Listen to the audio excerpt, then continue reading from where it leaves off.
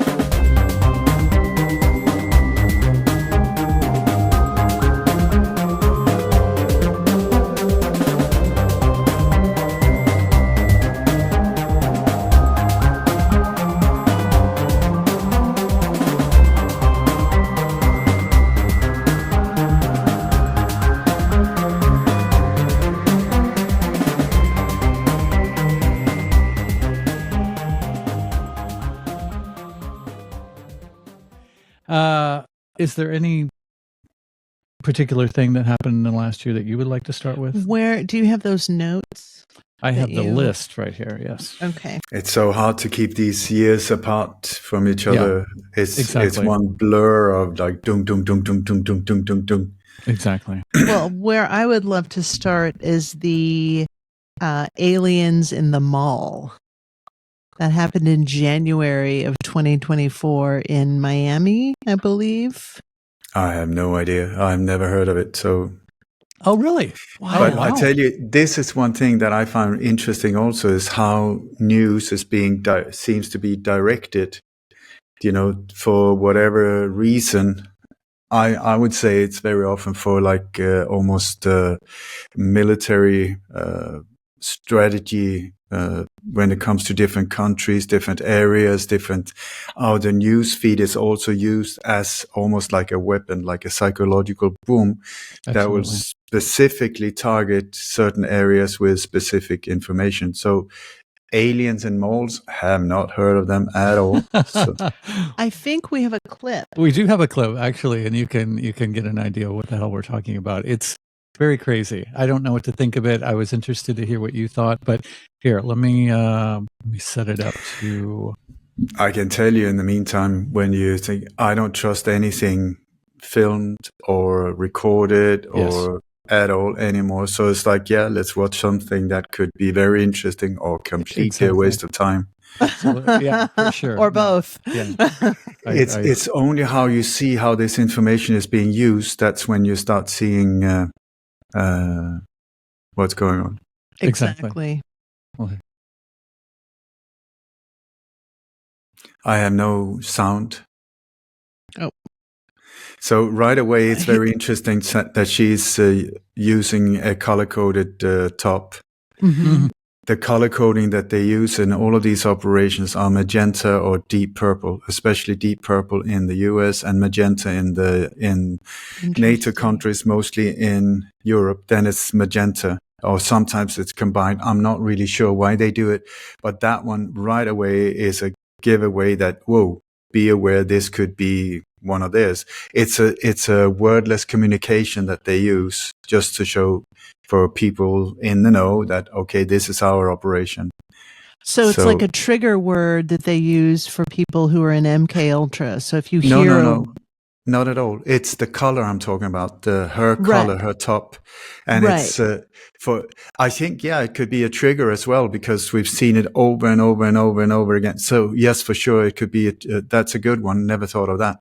But it's the silent or wordless communication for people in the background, so that they don't have to have emails sent to them or phone calls that could be tapped or anything like that. Gotcha. They would just be like one of me. I mean, I have sort of hacked their language.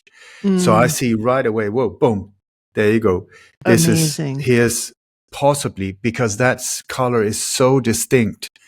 So you will see it in when there's been a terror attack, there's been witnesses being interviewed in the background, somebody with purple hair, or there's like always purple flowers put, on the side where they were killed, or there's purple balloons or purple hearts or purple, sometimes the purple heart, they really love that one as well. Mhm. Also, I think for the subliminal purple heart or bravery, they were so brave. And then they add all of these, the names of the victims and stuff are also often made as part of the psychological operation. So it's something that has to do with whatever they want you. And sometimes I think they're just dead bored, so they go sexual. So you get like incredible names. I mean, I'm not making these ones up, but what do you think about Annie Dick on Ass? You got Huge Dick in Sun.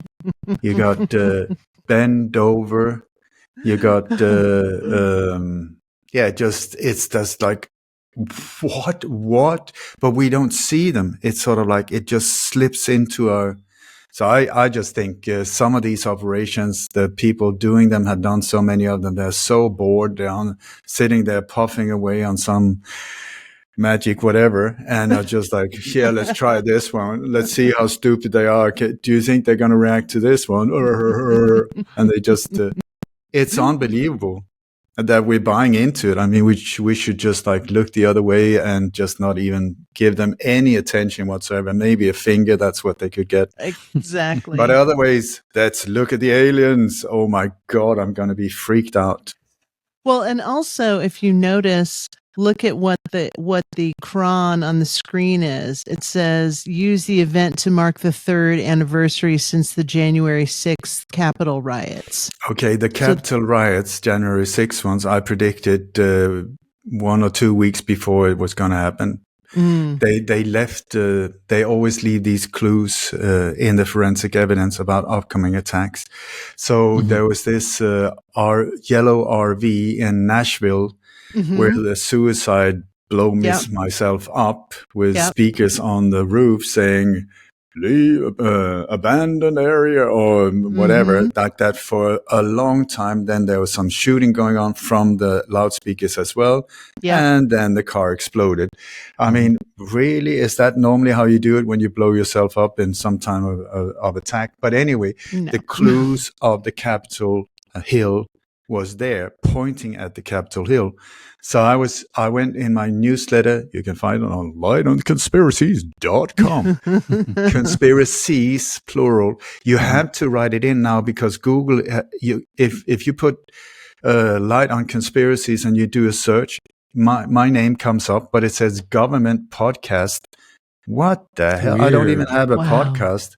If you put my name, oledammegard.com, it takes you to a weird site in El Paso, Texas.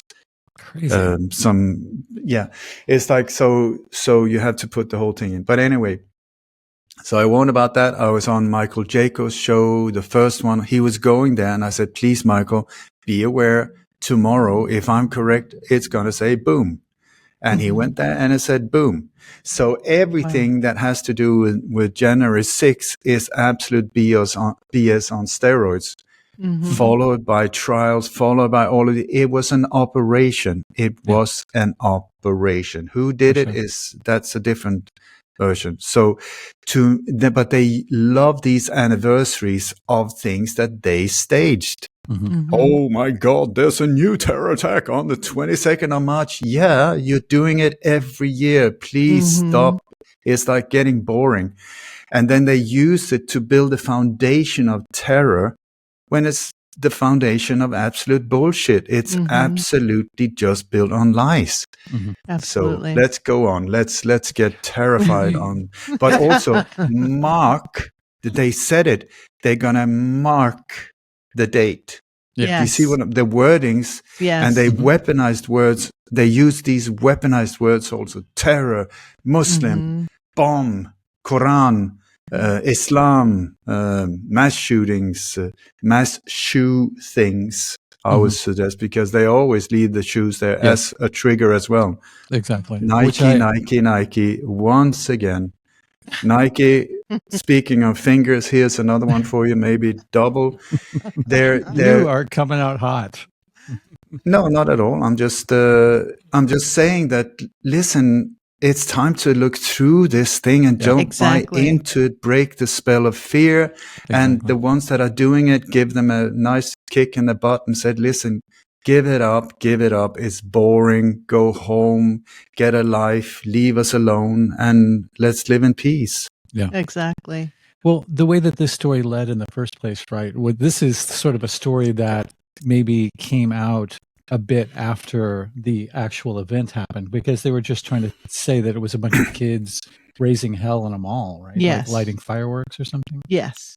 Okay, so can I please point one thing out also? Please. If you look up in the left-hand side, rumors of shadow aliens at Bayside Marketplace. Whoa. Okay, otherwise than that, use how they are using citation or quotation marks or citation. Every time they lie, they put it like that. You will see it in online news every single time. Drive-by shooting, killed 4 people. Like it's almost like that. I think they're maybe afraid in the future of being sued or something like that. So that, well, we didn't really tell you. We just said this. Yeah. So it's like saying allegedly. Yeah. Exactly. Allegedly. Yeah. So the use of these signs is a dead giveaway as well. So this is really aiming to something horrendous. Let's watch this. You said that you couldn't hear the volume before? No, I can't. Yeah, I don't know. But let's try it. Nope, she's still mute. Well, that's a problem. Oh my God. Blurry footage from an unknown position. That is, whoa. Well, maybe you can are the put the captions up there? Put the captions back. Where they were. But I mean, it claims to show aliens in Miami. Do you see the quotation marks again? Yes. And I think this is from YouTube. So whoever posted it on YouTube, that's their title for this clip. But also watch the color code. Do you see the color is quite purple? Totally. Yeah. So let's watch this. Oh my God. This must be real. I mean, okay, so let's just this is so terrifying. I have to stop it. So if you ask anyone who works in the police force or in the fire as a firefighter or ambulance driver or whatever, they are being very, very if they've parked a car in the wrong way so that they block the passage for firefighters or ambulances, they will get their ass kicked and fired. Okay, so when you look at footage like this, what is that? We're being told hundreds of police cars. Why? Standing in a car queue. Why are they doing? And the only thing you see is flashing lights, because that is this thing that goes into our mind saying, oh my God, something has happened. I would say, oh my God, or something has just put on these lights. Because that is what we see from so many crimes, alleged crime scenes, so many alleged mass shootings, so many alleged whatever it is. So the filming is like, what happened? Oh, there's a crime scene. How do we know? There's a police car. Oh my God, that proves a lot. Yeah, but he's got the lights on. What do you call these blue lights? Oh, so something must have happened, yes or not. And then they put cord on these plastic strips. So that must be a crime scene. Or a low-budget crap thing where they just cordoned the whole thing up, put the lights on, threw in a shoe and said somebody died. That's so how. If you look at this clip, the whole street, the whole bottom part of the frame, the entire street, as far as you can see, is police cars. That's what I'm saying. So this is supposed to be a mall. Disturbance with teenagers. And above, it's like the normal traffic, right? So there was allegedly some teenagers in the mall that were walking through the mall and marauding and acting crazy. And so they called 100 police cars for some teenagers. I mean, you're saying it, I'm not, but I mean, it's like, it's just like when they arrested Lee Harvey Oswald for entering into the movie theater without having paid a ticket, when you would think that they would look for the assassin of the JFK murder. You know, it's the same type of absolute, if you ask me, I've got nice words that I'm not going to use here, but it's sort of like, what is that? But let's watch it if it's even real. And I would very strongly suggest, where's the person who's filming it standing? Yeah. They're Because- in a hotel. Oh, okay. Oh my God, then it must be real. So Because it's like if you the balcony of a hotel room. Okay, so what I normally do in these cases, I go in, I find the exact location, go in on Google Map and check, is there actually a building there? Because very Yes. often there's not. Because Mhm. this type of footage, it's very often not even real. It's made in some kind of crap studio. Or CGI. nowadays, I mean, you can do it on TikTok almost, or with any kind of AI software. This type of software, this type of technology has not been around for us, but it's been around for them for a long time. So how much is being used? And please do like that if you feel, do you want to stop me ramble on? But anyway, Oh, no. when you That's look what we're at here for. CBS News or all of these ones, like CBS News on YouTube, go when you see for licensing, please contact. You would think CBS News. No, it's called Veritone. Okay, so you go to, and there's not a link to click, so you have to find Veritone. Veritone is automatically generated news and AI footage. It's like, Wow. what? And that's CBS News? What? I thought we were watching news. Do you know, it's That's insane. in your face. We just have to look for it. So please show me Exactly. this, and I would be quiet at least for a minute.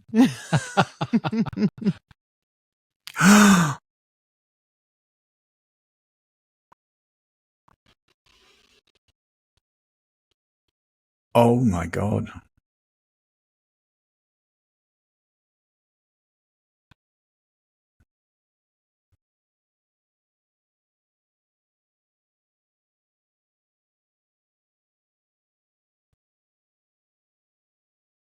Okay, so right away, can you see it's almost like one eye, the all-seeing eye. You also, it almost looks like an obelisk that the finger keeps pointing at. And I mean, how terrifying is the footage? I see a blurry, like some kind of blurb that is walking around. Of course, aliens would be walking around like that, especially when approached by 427 police cars. It's terrifying. I completely agree. So It's so interesting what that happened? this is how we started 2024 in the United States, was this story. This is how No. the United States started its No. news It's so cycle. cute. Oh, they It want is cute. they give you scare, what do you call it? A bit of fright for Christmas porn. and New Year. No, they always hit every single year. They hit Christmas when you think that, oh, people are going to come together and finally get some like relaxed time, and boom, you get the Christmas attack. So this year we had this. You have to look NATO operations. So it's not just you can't see US, you can't say Australia, you can't say Europe. These are connected. Okay, if I'm correct. So, if I'm right. So here we had. First, we had a copycat of the German, the Berlin truck attack, which was an absolute nonsense attack 8 years ago. Okay, where this truck, massive big truck, 18, 20 wheeler.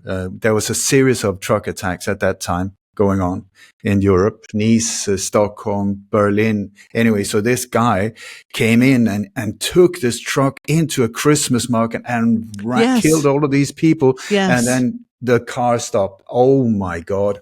Horrendous. And you had all of these Israeli security experts interviewed on TV that had just been there. That is amazing. That these anti-terror experts, I don't think so. Take away the anti one, and these are the ones carrying it out. But anyway, so right away you could see that this is not real, because the truck. I'm an old truck driver. You cannot make sharp turns like that, and then the last wheels takes a lot of space for you to get Right. in there. And here you could right away see that he couldn't have done the maneuver. And then also when the car was abandoned, and by the way, it was lit up so it looked like a Christmas parcel in gold. And then you had one of these forensic detectives walking around with a Christmas hat on. So Santa was there with the parcels in the form of fear for them to be served. But you could see that this 18-wheeler, right behind it, there was a bollard standing like that. Had he come the way, he would either have the front of the truck, which you looked at it, nothing had happened except for the window was crushed with a Christmas tree. I tell you that one. How can you a Christmas tree and a truck front window shield? You cannot penetrate that. But it's really nice with the Christmas tree lying there to get the Christmas feel of terror. Exactly. To get your emotions stirred up. And the bollard also, it was reversed there. The car could not have passed over. So the whole thing, absolute baloney. I broke it down in great detail. Please go to my website, lightonconspiracies.com. Go to the newsletter archive and check it out 8 years ago in great detail. So here this year, exactly the same. Absolute. I mean, horrendously poorly done. Now it doesn't, we've got CCTV footage. No, it's like some kind of cheap, cartoonish, it's unbelievably badly done. And then you can see the news are showing somebody filming a screen. So it's not even the CCTV footage, and it's speeded up the whole thing. Oh, and then you start looking into how easily the area is cordoned off, and it was in Magdeburg. They are now trying to push the Marburg virus, but here's Magdeburg virus attack, the psychological thing going on. Anyway, so we had that one. Then we had and of course the shoes were there. And then we had in London on Christmas Day, because they're kind enough to wait. So in Germany, it will be Christmas Eve. And then in London, it will be Christmas Day. So we had the color coding of this car ramming into something you couldn't see what it hit, but apparently it was people crushing them. Yes. And a woman and a toddler, if I don't remember right, that's the emotional impact, women and children. And then, of course, on the site of murder of this horrendous, there were just shoes lying around and medical equipment that ambulance drivers or EMTs, they would never leave this type of equipment on the site. This is like, it's not cheap. So no, here it was. And then right opposite it was like within a few meters, you had this big sign of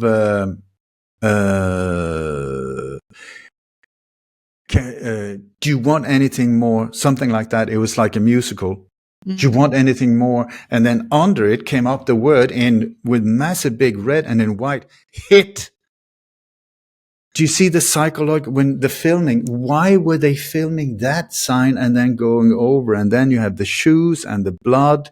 And then you have this, the forensic team was there with like, they didn't even fit. So half the leg it was too short. So this woman was walking around with half leg. It's like, come on, the level of, and then we move on to the US, because I mean, you wouldn't buy into this type of thing, of course.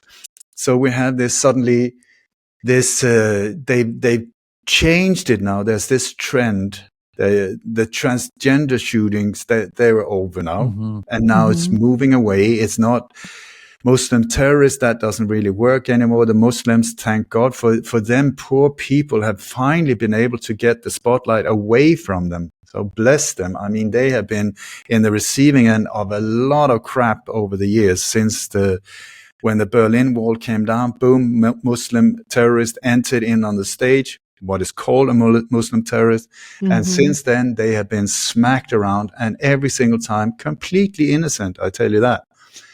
So anyway, so now it's a 15-year-old teenage girl oh my God. Soon, I tell you, they were going to move into granddad shooter or grandma because there's nothing left. There's not, and that grandma, before she goes on this killing rampage, she will have killed 15 kittens because that's the only thing left for getting the emotional. I kid you not. Wait for it. Just wait for it. And when it happens, in a wheelchair, soon they will come in a wheelchair, so we have to fear them as well. I wish I was kidding. I'm not. Yeah. Welcome Monty Python in on stage. You're out of date. Watch reality instead. Anyway, so this woman was called Natalie. Okay, so Natalie, you check out, oh, Natalie, what does that mean? You go in, you check Latin, Old Latin. It means Christmas Day. So her name is Natalie, but she was normally called, quotation mark, Samantha. Sounds a lot like Santa. And the way they turn it around is that they use Santa to indirectly mean Satan. Same spelling, just change the words.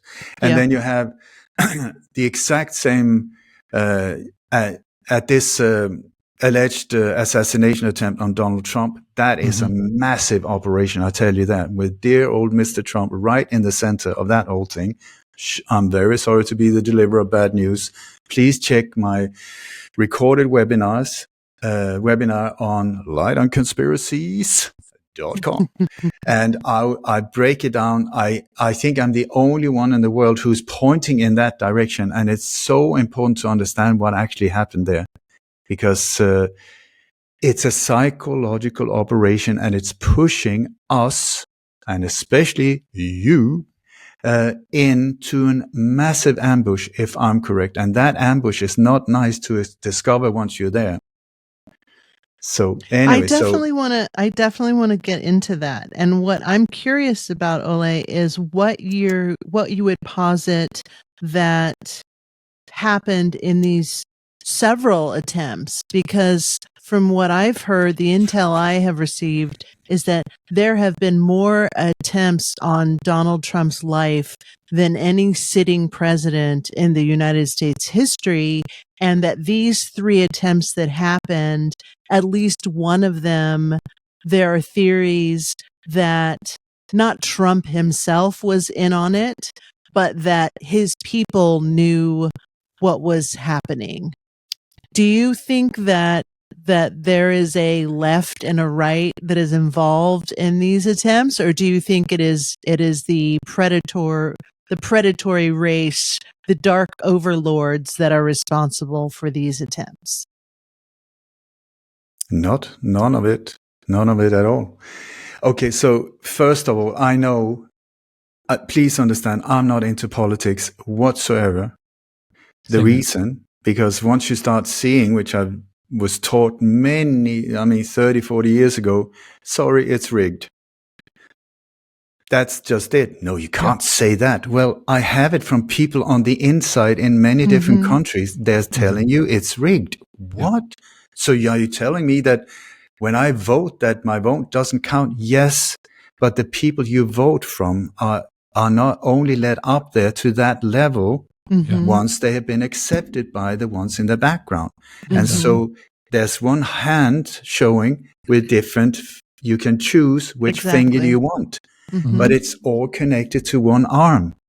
Right. So right, left, there's always right, left, something in the middle, and suddenly, so everybody can be happy. No, and why doesn't anything ever change? Because it belongs to the same body, and that body is invisible for us. So it's like a trick show. Pick it. Pick one and believe in democracy, whatever that means. Yeah, but you change, freedom, all of these things. Have you ever seen change? No. Yeah, but Donald Trump is different. I am not into politics. I am only tracking down criminals, okay? So I have but he's the best ever. I don't know. I have not listened to him. I have not listened to Biden, who wasn't even elected. I mean, wake me up. Your country is really giving me some time of like magic mushroom trip feeling sometimes. shit. Why are they not seeing it? Anyway, so let's get back to dear Mr. Trump, who I have no idea who he is.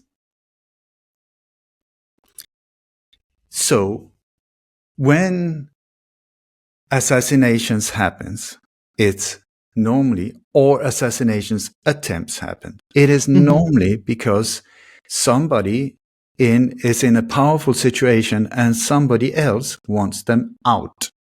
We see that with JFK.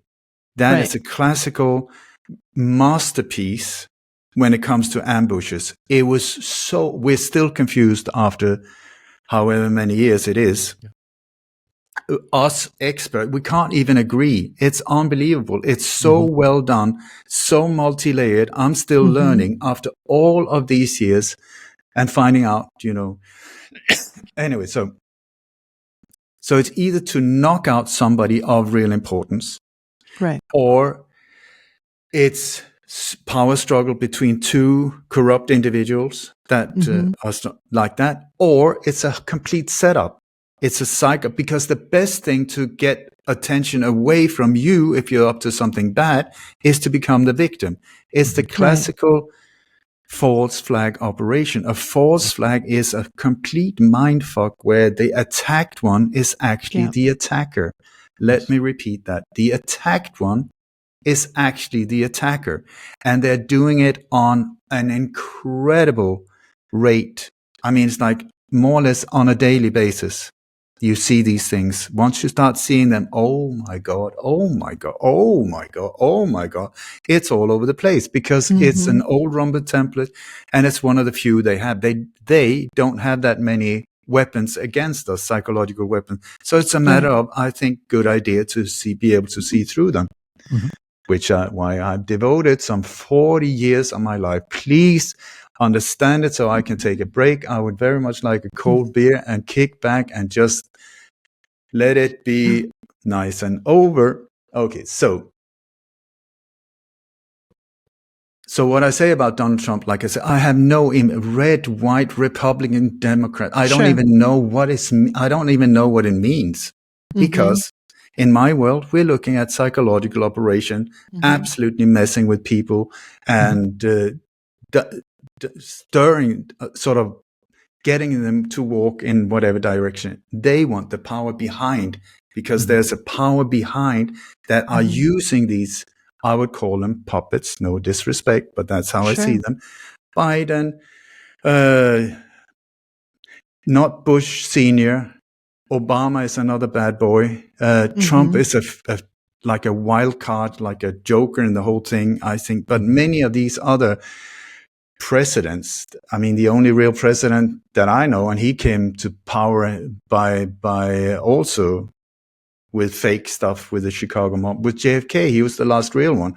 Ever since then. But Trump came in, he had his own money, and so suddenly he had the possibility to do something real, a real change. Okay, so we have this whole thing in Butler, Pennsylvania. Okay, so what I look, boom, boom, boom, something has happened. I go there. I try to keep an open mind. I have no interest in anything. I'm just looking, what happened? And so one thing that I found really interesting right away, because one of the things I always check is the sky. I check the sky to see if there's any kind of continuity. Because I used to work as an extra. We were dead broke on Mallorca, and I was getting jobs as an extra. So I was trying to make myself as good as possible so they would hire me. So I was learning everything about film sets. And it's so valuable now for me, because when we look at these things, they're very often film sets exactly like that. I tell you, I kid you not, they are staged events. So I look for continuity. And so the sky is one, or the shadows, the angle of the shadows. If this is filmed at the same time, if these photos are taken at the same time, there should be continuity. It should be the same sky. It should be the same lighting. It should be the same angles of the shadows. Because when they carry out these operations, alleged mass shooting, please keep the word alleged in mind. because I don't know of a real mass shooting as far as I know. So, and I've looked into hundreds, and I'm still to find a real one. So, God, I'm all over the place today. But anyway, so we have these boom, boom, and these incredible iconic photos came out right away of Donald Trump. Fight. Yep. When he comes with the flag in the background, oh my God, that photographer, that is amazing. How and he got these photos like that. I mean, you have to give it to him. That must have been his best day ever. Look at the sky behind him. It's crystal blue. It's crystal blue. There's not a cloud. Look at the video footage from the front. You look at the sky, it's dark gray. How can this happen at the same time? Okay. Then you have the witnesses that are being interviewed more or less right after it happened. Yep. You know, within 15 minutes, it's completely clouded. Where did the clouds come from? Then you have the body cam of the police running around. It's clear blue sky again. But then there's no people there. The parking lots are empty. They're running around. It's empty. And then they find a dead body on the roof there. Okay. So the flag, where did this flag? I mean, it's amazing the way the whole picture, when you come, I used to work as a press photographer. I've been taught how to sort of like put together a photo constructed like that to get it in. So it's really, it makes an impact. Yeah. And it's exactly like the photo of Iwo Jima. You know, the Yes. once again, your dear nation was on that island. Yeah. And so that historical photo, well, sorry, it just shows it has now turned out that the photo wasn't actually true because it was taken the day after it happened. How? What do you mean? Yeah, because there was no photographer there because there was a lot of shooting going on. So the photographer said the day after, listen, guys, were you the ones up there? Yep. Let's just do and reenact the whole thing. So he got them up there. He instructed them exactly to stand like this and that. And then he took the photo, which is now made into statues and stamps and I don't know what. It was fake. It was fake. Here we have the exact same thing with the flag in the background. So the flag, I was like, where did the flag come from? Because when you look at the video footage, there's no flag at all. So it was only in the aerial footage, I saw, oh my God, there is a flag because there was a 2 front-loading type of machine standing there with a wire in between and the flag. So I checked the angle from where the photographer took the photos. It's said to have taken the photos from down below up like that. And you check the angle, the flag is nowhere near where it should be. It is way further back. So I'm asking just there, how is this possible? It is not. Then you have this bullet. Oh my God. He's standing like that. And you see, he catch the bullet midair. Okay. Once again, I tell you, I call bullshit on steroids because you cannot with a normal camera. You can't. No, it's not that one. It is when, and also, but here, look at look at the signs. You're fired. This is yes, totally. Also, you got like this Vincent, whatever his name is, the guy with the hat. You see him up in the left corner. Yep. If you look at there's 3 different video footage going on at the very same time. In one, he's standing to the left. In another one, he and a woman, the one she's behind the "You're fired" sign, or she's holding that. She has, there she comes. She has a light blue shirt on. Yep. These 2 are standing to the right of Donald Trump. It's like, how is that possible? I even had a guy that worked in Hollywood for many years, and he said, I'm not really sure how that is possible. I said, neither am I. But anyway, so this is also the normal type of reaction you have when people are being shot at, that they're standing there looking or sitting watching their mobile phones. Absolute baloney. And the Can I- Vincent guy never ducks down. He's standing up. He's standing up. The thing is, I've been to war zones. I tell you, any type of veteran, when you hear a shot come close to you, your body says, go Get down. I mean, it is not a choice. You wet your pants and your body goes down. Here, and look at these soldiers. I mean, oh my God, if you've ever seen crisis actors and the women. Did they ever find the bullet? I mean, it grazed his ear. It seems like it would have hit somebody in the crowd. You know? Listen, can we please reverse this conversation? Killed someone. Oh, it did? Yeah, it killed someone in the audience. Yeah, it was a firefighter was killed, and then there were two. And look here, like this Secret Service. Okay, please pause it. Please pause it. Okay, so Secret Service is supposed to guard him. Yes. Okay, so I have spoken to a lot of people working for these type of agencies. Their job is to protect the target, okay, or protect the individual. Right. Why are they letting him up to start with? And when they let him up, his head is visible all the time. There could be a second shooter. There just could be. Mm-hmm. It's like he's a walking target like this. And then fight, which is FFF, which is the sixth letter in the alphabet, which actually means 666.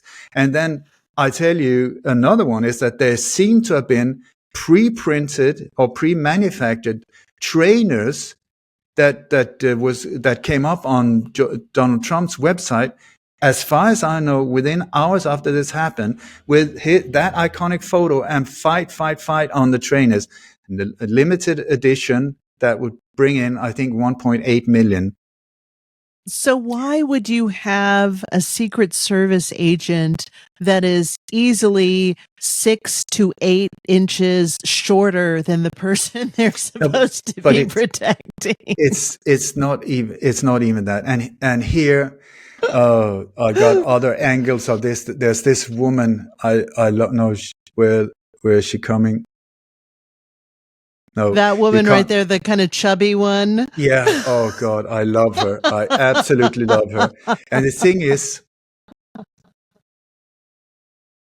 the whole thing is that first it was Secret Service. Let's just keep it like Donald Trump said, I'm so grateful. Secret Service, they saved my life. It was incredible. Oh my God. Okay, fair enough. Then suddenly Secret Service says, no, they weren't our people. They were not working for us.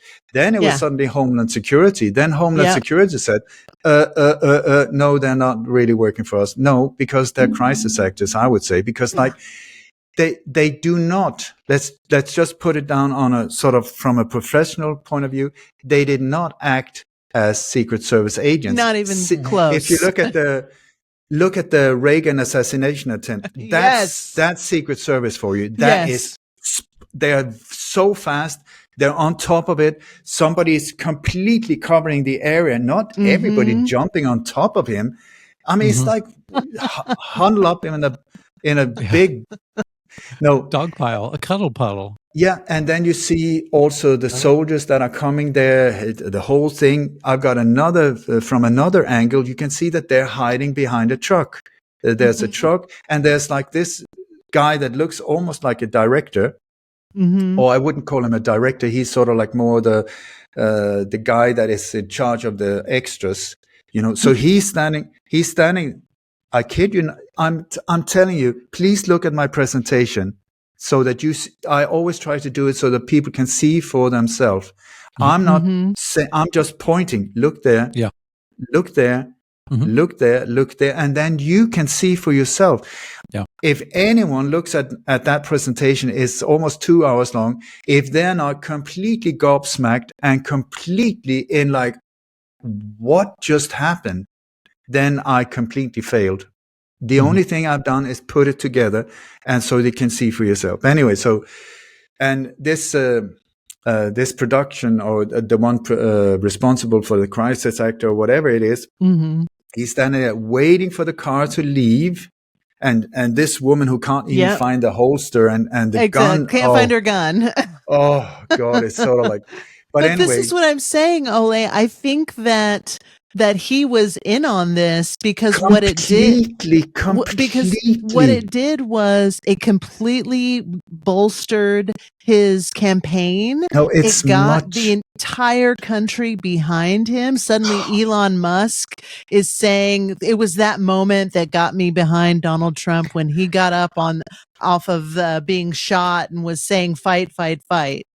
Okay, yeah, fantastic. Yeah, so we got Elon Musk up there also. He's an incredibly trustworthy person, I must say. He really He's is. warning us about all of these things that he's actually doing himself. He's the one having these companies that he's warning. I mean, that, if you ask me, dangerous individual. And once again, I'm not listening to these people. I'm just watching their action. I have no interest in him at all. But anyway, how much do you want to get into this whole thing? What I would like to say is that the reason why this is very dangerous is that when you actually look at what happened, I believe that it was a Jewish ritual where he was taken down behind the podium. The whole world was watching, and there was a Jewish ritual done where he was I don't want to call it anointed. There's a special word for it that I forgot, unfortunately, but made from a high priest into what will become the King of Kings, where his right foot was smeared with blood, his right thumb, and his right ear. I've got the Jewish ritual. You can see it. It's exactly here, exactly like that. What was left on stage, it was his right shoe, his right sock was off. Why would he take off his right shoe and his right sock? Yeah, and sorry.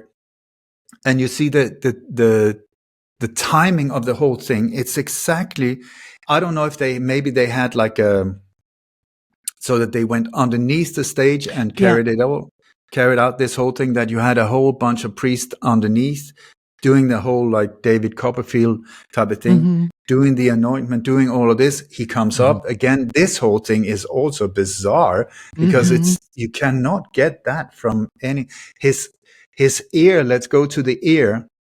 I'm just going to say, but please watch what happened afterwards.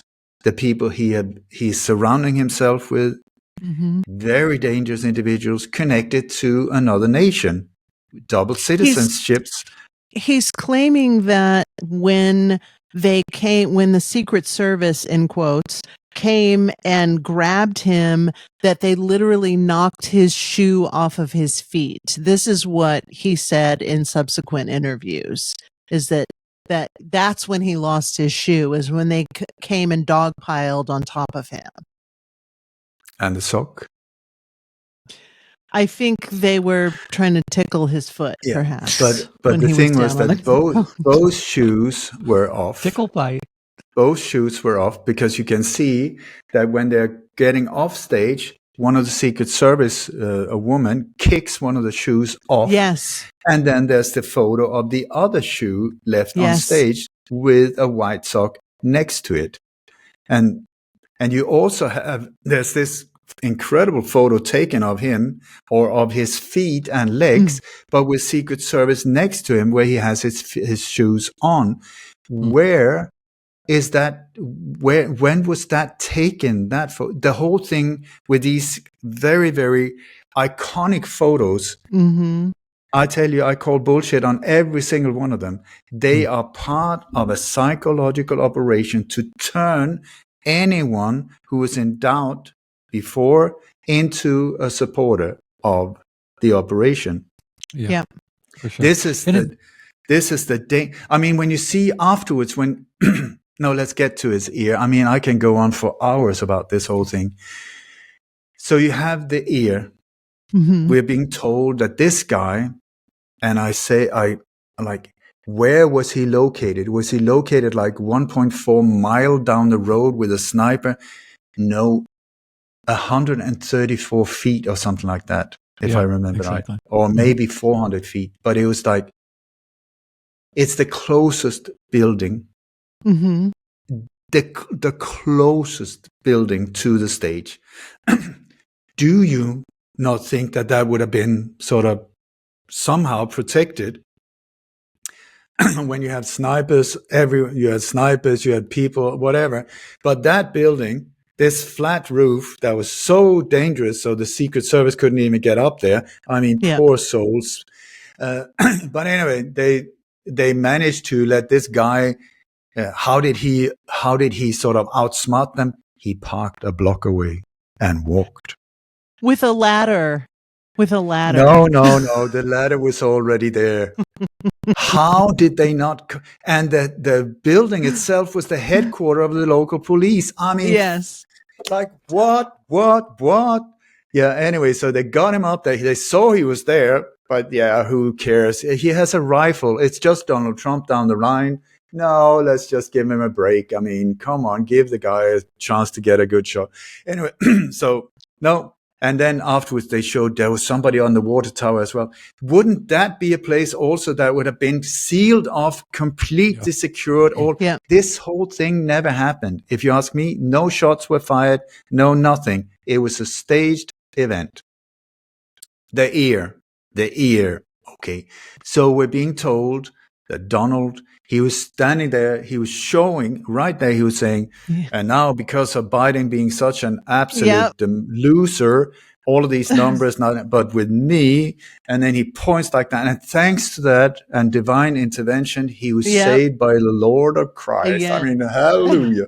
Okay, so it was only because he went like that the otherwise, and you have all of these,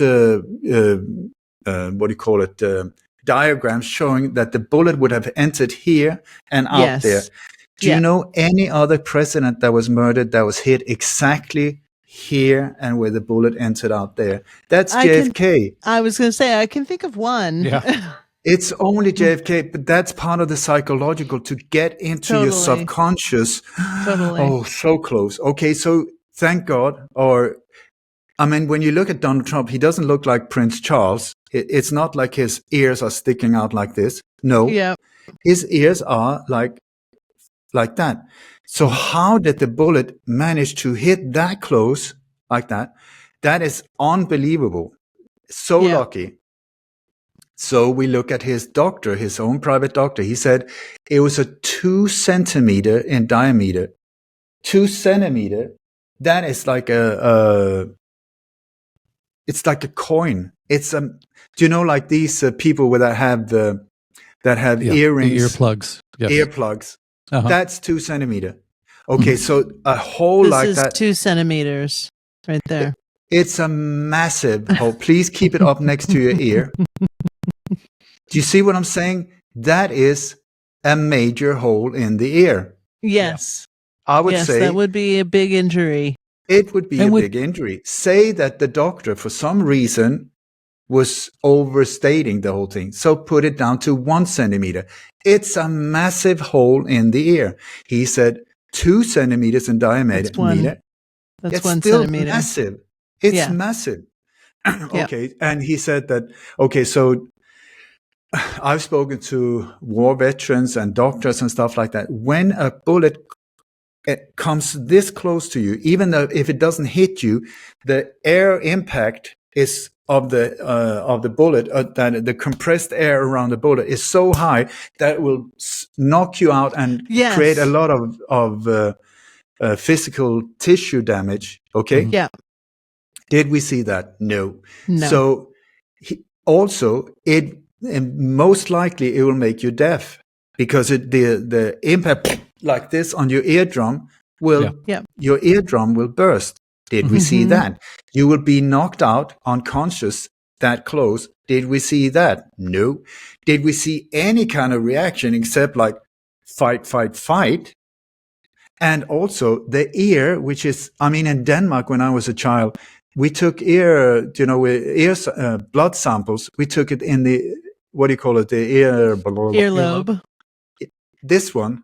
Is that the called lobe? the lobe?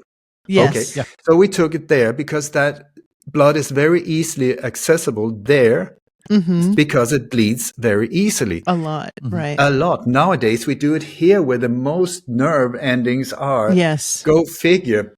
torture me, yeah, that's the place to do it. So anyway, your ear with a hole like that, the blood would just come like this down your clothes, just complete. You would look a mess. Is that what we saw? No. We saw this blood very oddly right up there, and then this almost looking like the tongue of a snake, or the NASA sign. NASA is another one for you. But anyway, so the Secret Service, was anyone there with first aid, equipment or stuff like that, put the stop to the bleeding? No, not at all. Did you see any drop? Did you see any from the stage to the car? Was there any? No. How is it possible? And then he plays golf the day after. Yeah, he doesn't even. With this one little bandage, and then within days, like no bandage whatsoever. It's completely totally vanished. gone. Am I the only one saying how? No. If you ask anyone with these earplugs or whatever they're called, if they regret themselves and say, "Oh, I messed up," how long will it take for that to heal? Is that within 48 hours? No. 72? No. No, not even close. You have to have surgery to close a thing like that. Or you have to, it will take a long time. Here, 48 hours. I mean, saved by it's unbelievable. You have to believe in miracles like that. Unbelievable. Yeah. So well, bless and him. The shooter's house is totally scrubbed, completely empty. It's been bleached, which I found kind of interesting. But listen. So it's like this. If I'm only saying if this was a psychological operation, okay, then the way it's done is you got the truth on that side, the real truth. They do not want you to see that one. Yep. So what they do is they put red herrings or leads going that way. Then what they do, if it's a low budget one, they don't worry, because we're too stupid and we focus on something else this fast. Right. But these ones, a major one. So standard operation, this red herring will go like that, then it will divert into 2. Yeah. Or then it will divide into 4, 6, 18, 20, 2, like this. All of them pointing away from the real truth. Right. So what did we hear first? Thomas, Matthew Crooks. I mean, that's an interesting name for you. So 2 biblical name and Crooks in one. That's a 3. And also the one, James Earl Ray, Lee Harvey Oswald. I don't know why they use these 3. I think it's to give more credibility, to say, yes, we found him. I mean, Lee Harvey Oswald, I know his former girlfriend. He never used it. He hated the word Harvey. He never used it. Martin Luther King, Luther, he never used it. It's Martin King, but here in these cases, for some reason, so Thomas Matthew Crooks, this hardened war veteran with so much skills when it comes to arms, and he still had pimples. He had no like that. Okay. So he was somehow possibly recruited because he had no political beliefs at all. He had no skills with guns. Still, he managed to get a gun. And yet again, he oversmarted. He left explosives in the car, as they do. That's incredible also. So anyway, it turns out that first it was Thomas Matthew Crooks. Then suddenly it was somebody else that didn't even look like him. So, okay. Can you see it? It went like that. Yeah. Okay. Then they started saying, Secret Service, my God, it was you. And they pointed at this poor woman who was completely in on it, saying, had signed some papers saying, yes, you have to take some crap to start with. You will be promoted later. So you just stand in the receiving end of absolute shit. That's it. And then you will be rewarded later. Look at her career. I tell you, it will go like this. Anyway, so she was standing there. Then it turned out it wasn't Secret Service. So the shooter that killed, or the sniper that killed the shooter, it was said Secret Service took him out. Well, he didn't work for Secret Service. Okay. Do you see? Then suddenly it was Secret Service let him up there. So suddenly it might have been Secret Service that was in on it. Oh my God. Okay. So then that turned into that. And also that the Secret Service couldn't get up on the roof because it was just too dangerous. I mean, it was the sheriff's department. It was the angle. Yeah. And then the sheriff department. Okay. Then we look at, so suddenly it was not, there was two people that they said Thomas Matthew Crooks. How did they identify him? They identified him through DNA. What? Yeah, because he didn't have ID on him, but they found through his DNA that he was Thomas Matthew Crooks. This was within hours. I was like, what? Because like normally DNA testing, for one thing, you need to be in the DNA blood archives, to be able to get a match. And here, did they sort of take this, or maybe they just took the blood or the brain matter, whatever, on the roof, and then they checked with a handheld tester that normally takes months, and suddenly Thomas Matthew Crooks, here he is. Then it was somebody else, this long-haired, brown-haired guy. Yeah. Where it was him. Then you had Thomas Crooks suddenly turn up and saying, I'm still alive. Yeah. I'm not dead. I look slightly different, but I'm alive. Okay, then he turned into a transgender guy. Okay, does anyone see here how that? Then suddenly Thomas Matthew Crooks, they raided the home. It was bleached. Yeah. Okay, so no, but he had offshore bank accounts with a Saudi king. Yeah. Can you see somebody sitting up? Laughing. Yeah. Okay. So but actually when the parents were hiding, oh my God, the media's here. We're not going to get out. Stop harassing us. Our son was working for the FBI. Go away. Yeah. Okay. We have like this 19-year-old absolute nerd guy. Would the FBI use a guy like that? Maybe. Okay. Would he have offshore bank accounts with a Saudi whatever? Really? No, he was involved with this and in Libya and this terrorist organization. Oh my God. This is horrendous. Are you seeing here it's like that, away from the real truth. Exactly. Okay. But There was like all of these experts. I don't get it, because at least for me, once you start looking at it, it becomes very clear, very fast, many things. Anyway, so, yeah, but there were multiple shooters. It wasn't just one. There were multiple. What do you mean? Yes, there was one up there. Didn't you see on the water tower, there was a tiny little shadow? Oh, my God, that proves it. How did he get up there? And then, you see everybody, so many people were sitting with audio analyzers, analyzing the audio. Okay, boom, boom, boom, boom, boom, boom, boom, boom, boom, boom.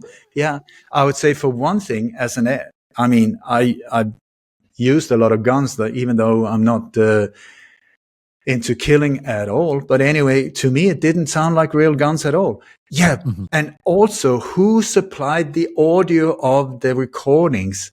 It was them. It was them. We're being lured into an absolute ambush of let's them just keep guessing.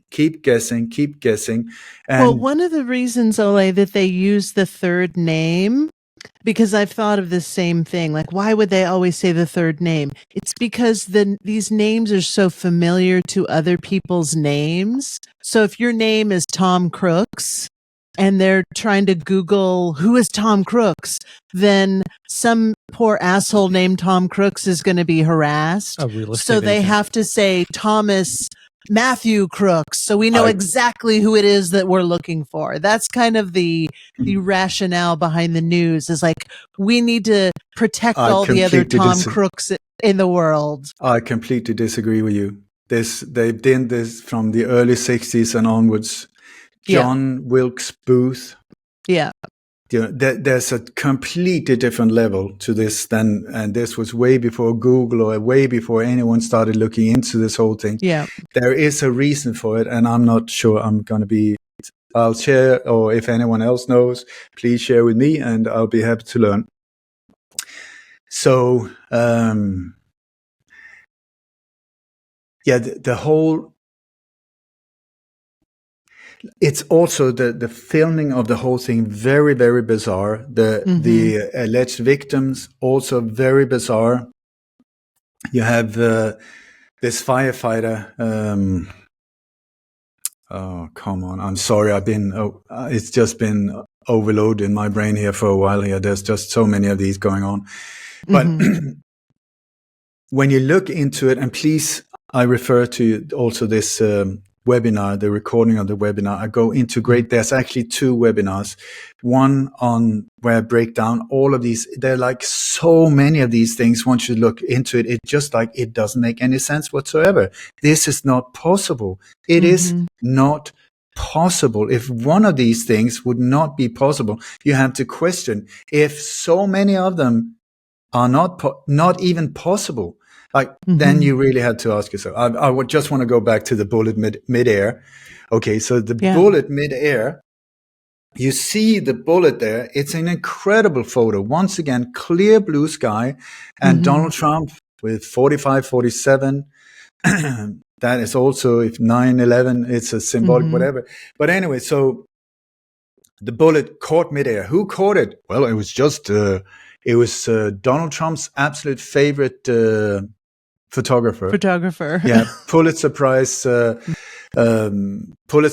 winning Dog Mills is his name. He was actually also the guy who just happened to be there when Bush Jr., Boy George, was receiving the news in the classroom that the attack had happened. He's the one that took that iconic photo when Mr. President, America has been attacked. Okay. Yeah. He took that photo, made his name, boom, in history books and like, and here he just is again. This is interesting, I find, because Butler, Pennsylvania is in the middle of absolute nowhere. That's Inhabitants, 13,500. Why did they put it there?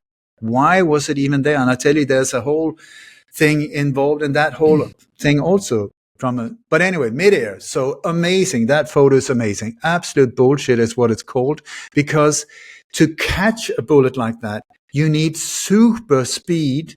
You need between 8 and 10,000 frames per second to catch a bullet like that. So why would a normal press photographer standing down below, and by the way, that angle doesn't match up with what we see, because the footage of the bullet is more or less like that. And where's the background audience in that case? Where did the background people go? But anyway. Yeah. You'd have to have a tripod to take a photo like that. You couldn't holding your hand. You couldn't keep your hand steady to take a photo like that. You see him on the video footage. He's standing there. He's like this. He's there. So it's just a matter, could he not? And anyway, you need a special camera, very, very special camera to do super slow motion. Yeah. Like between 8 and 10,000 frames per second. So a normal photographer, if he took between 8 and 10,000 frames as soon as he took a photo, that's the one. I tell you, it's even my photo there where I made the red circle around it. So it's like that thing has been it's just not a real photo. These are stage photos. Yeah. This is what I'm claiming. These photos with the crystal blue sky behind him are all of them staged photos. It even looks like there's green screen here around his cap. There's like a border around there. It is with now, but there's not even. Okay, so there's not even a reason for a green screen, because we are looking at completely fake photos. That shot was not fired. That bullet is not there. Go to that one. This one? Yes. Look at his, once again, where is the blood should have just been pouring down. I have my contact. I have a woman who's been working at the emergency ward for more than 20 years in London. She looked at it. She said, I have no idea what is going on here, but it's not real. That's what she said. Yeah, that's just it. It doesn't look real. The whole thing looks so like it's theater. And that is exactly what I would strongly suggest is what we're watching. It is, but it's theater in a dangerous way.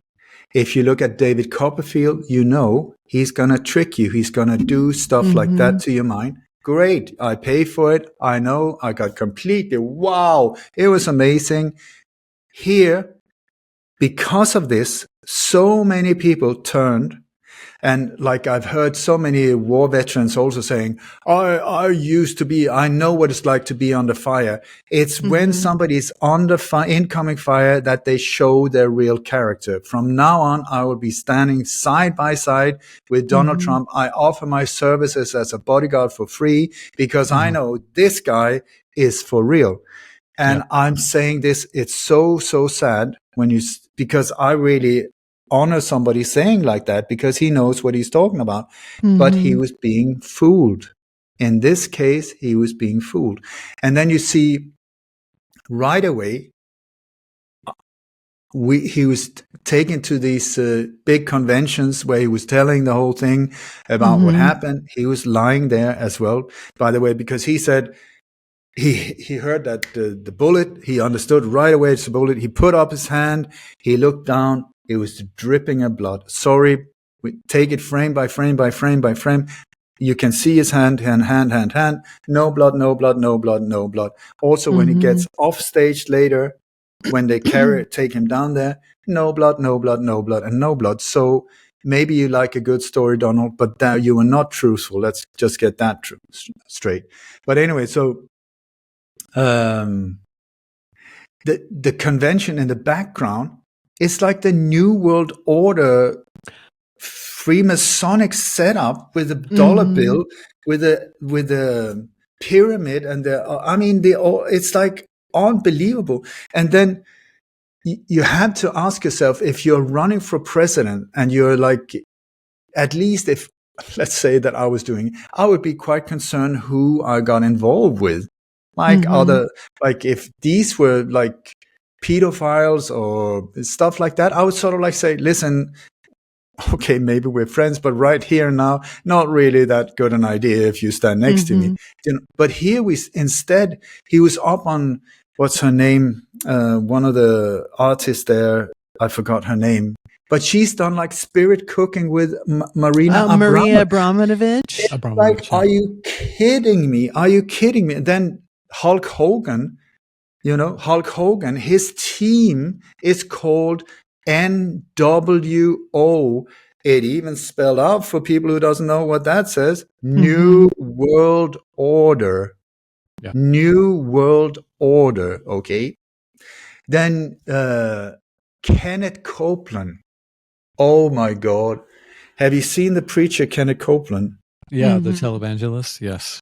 No, that's his official name. But I mean, I don't know about you, but if you've ever seen a demon in a human, he is the most bizarre individual. And here we have Donald Trump inviting him up on stage saying, this is one of the finest Americans ever, here, let him speak, this and I'm like, and then you see the way the thing is, what you see is the Zionist powers in the background, the extreme connections to Israel, not as a nation, but as a terrorist organization. Cancer growth. I'm not talking about the Jews. I'm talking about people that are hiding behind the Jews and are using all kinds of things that has happened. Many times they have caused it to happen to the Jews, hiding behind them so that they can get away with it. And these are the people that he is so strongly surrounding himself with. Well, don't you think it's bizarre that he knew Jeffrey Epstein? No, not that at all. He was friends with Jeffrey Epstein, that there's videos of Jeffrey Epstein and Donald Trump at a party together where Jeffrey Epstein is pointing at a girl who's dancing and he says, you can read his lips, he says, look at that one, like she's an animal, like she's a piece of cattle. Like, this idea, this cognitive dissonance that I see with people who support Donald Trump is that he was undercover all these years and that he was going to bust Jeffrey Epstein. To me, it's such rubbish to think that he's on the side of the good and that he's basically going to be somehow saving America. I mean, once again, I don't look into, I'm not interested in politics because people say a lot and then they do, and so, but to me, he is not a trustworthy person at all. I mean, at all. And also when you see what was driving him when in his younger years, look at his father also. Oh my God, if you ever looked into some bizarre stuff.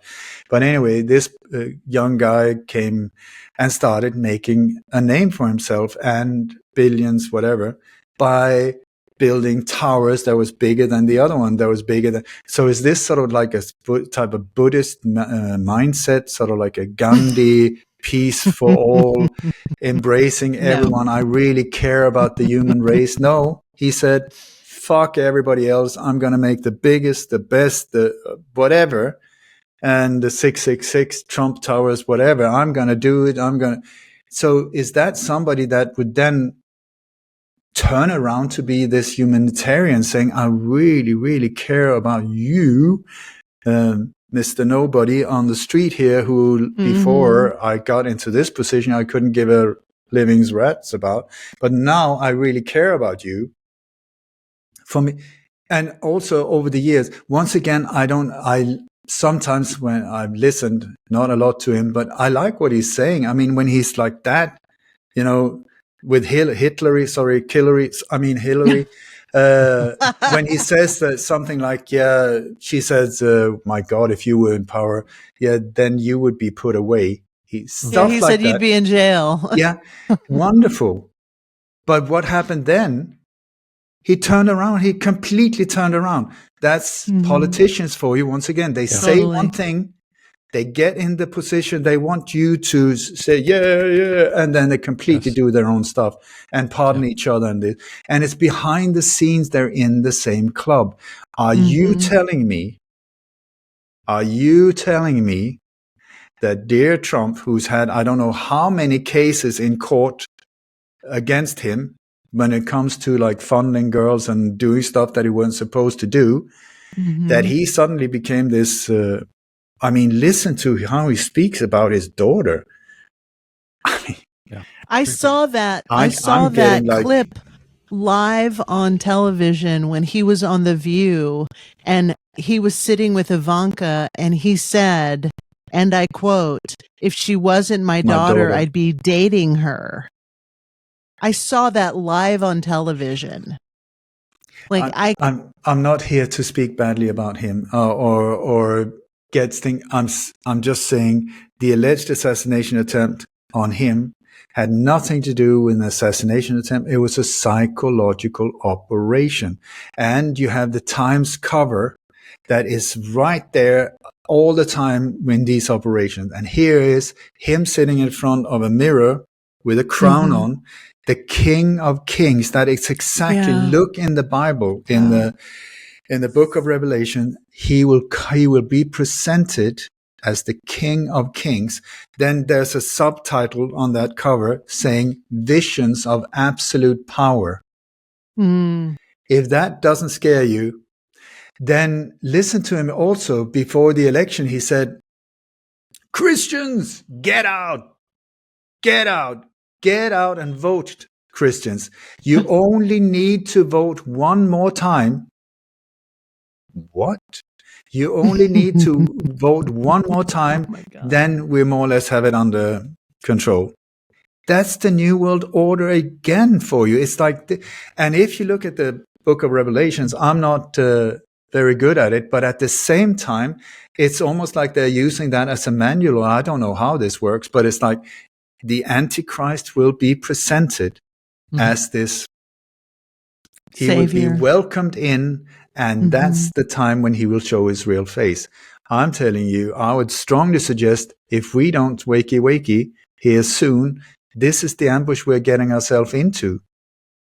That's why I'm putting a lot of effort into this, because I don't really care this or that or Democrat or I have no idea about this whole thing. I see crimes, I see corruption, and I track down criminals. And here's this individual. I mean, it seems like there's even more than one Dear Donald, one with a red tie, one with a blue tie. They're not even the same height. So, okay, as welcome to the world of illusions. So I would strongly suggest maybe don't put your power in their hands.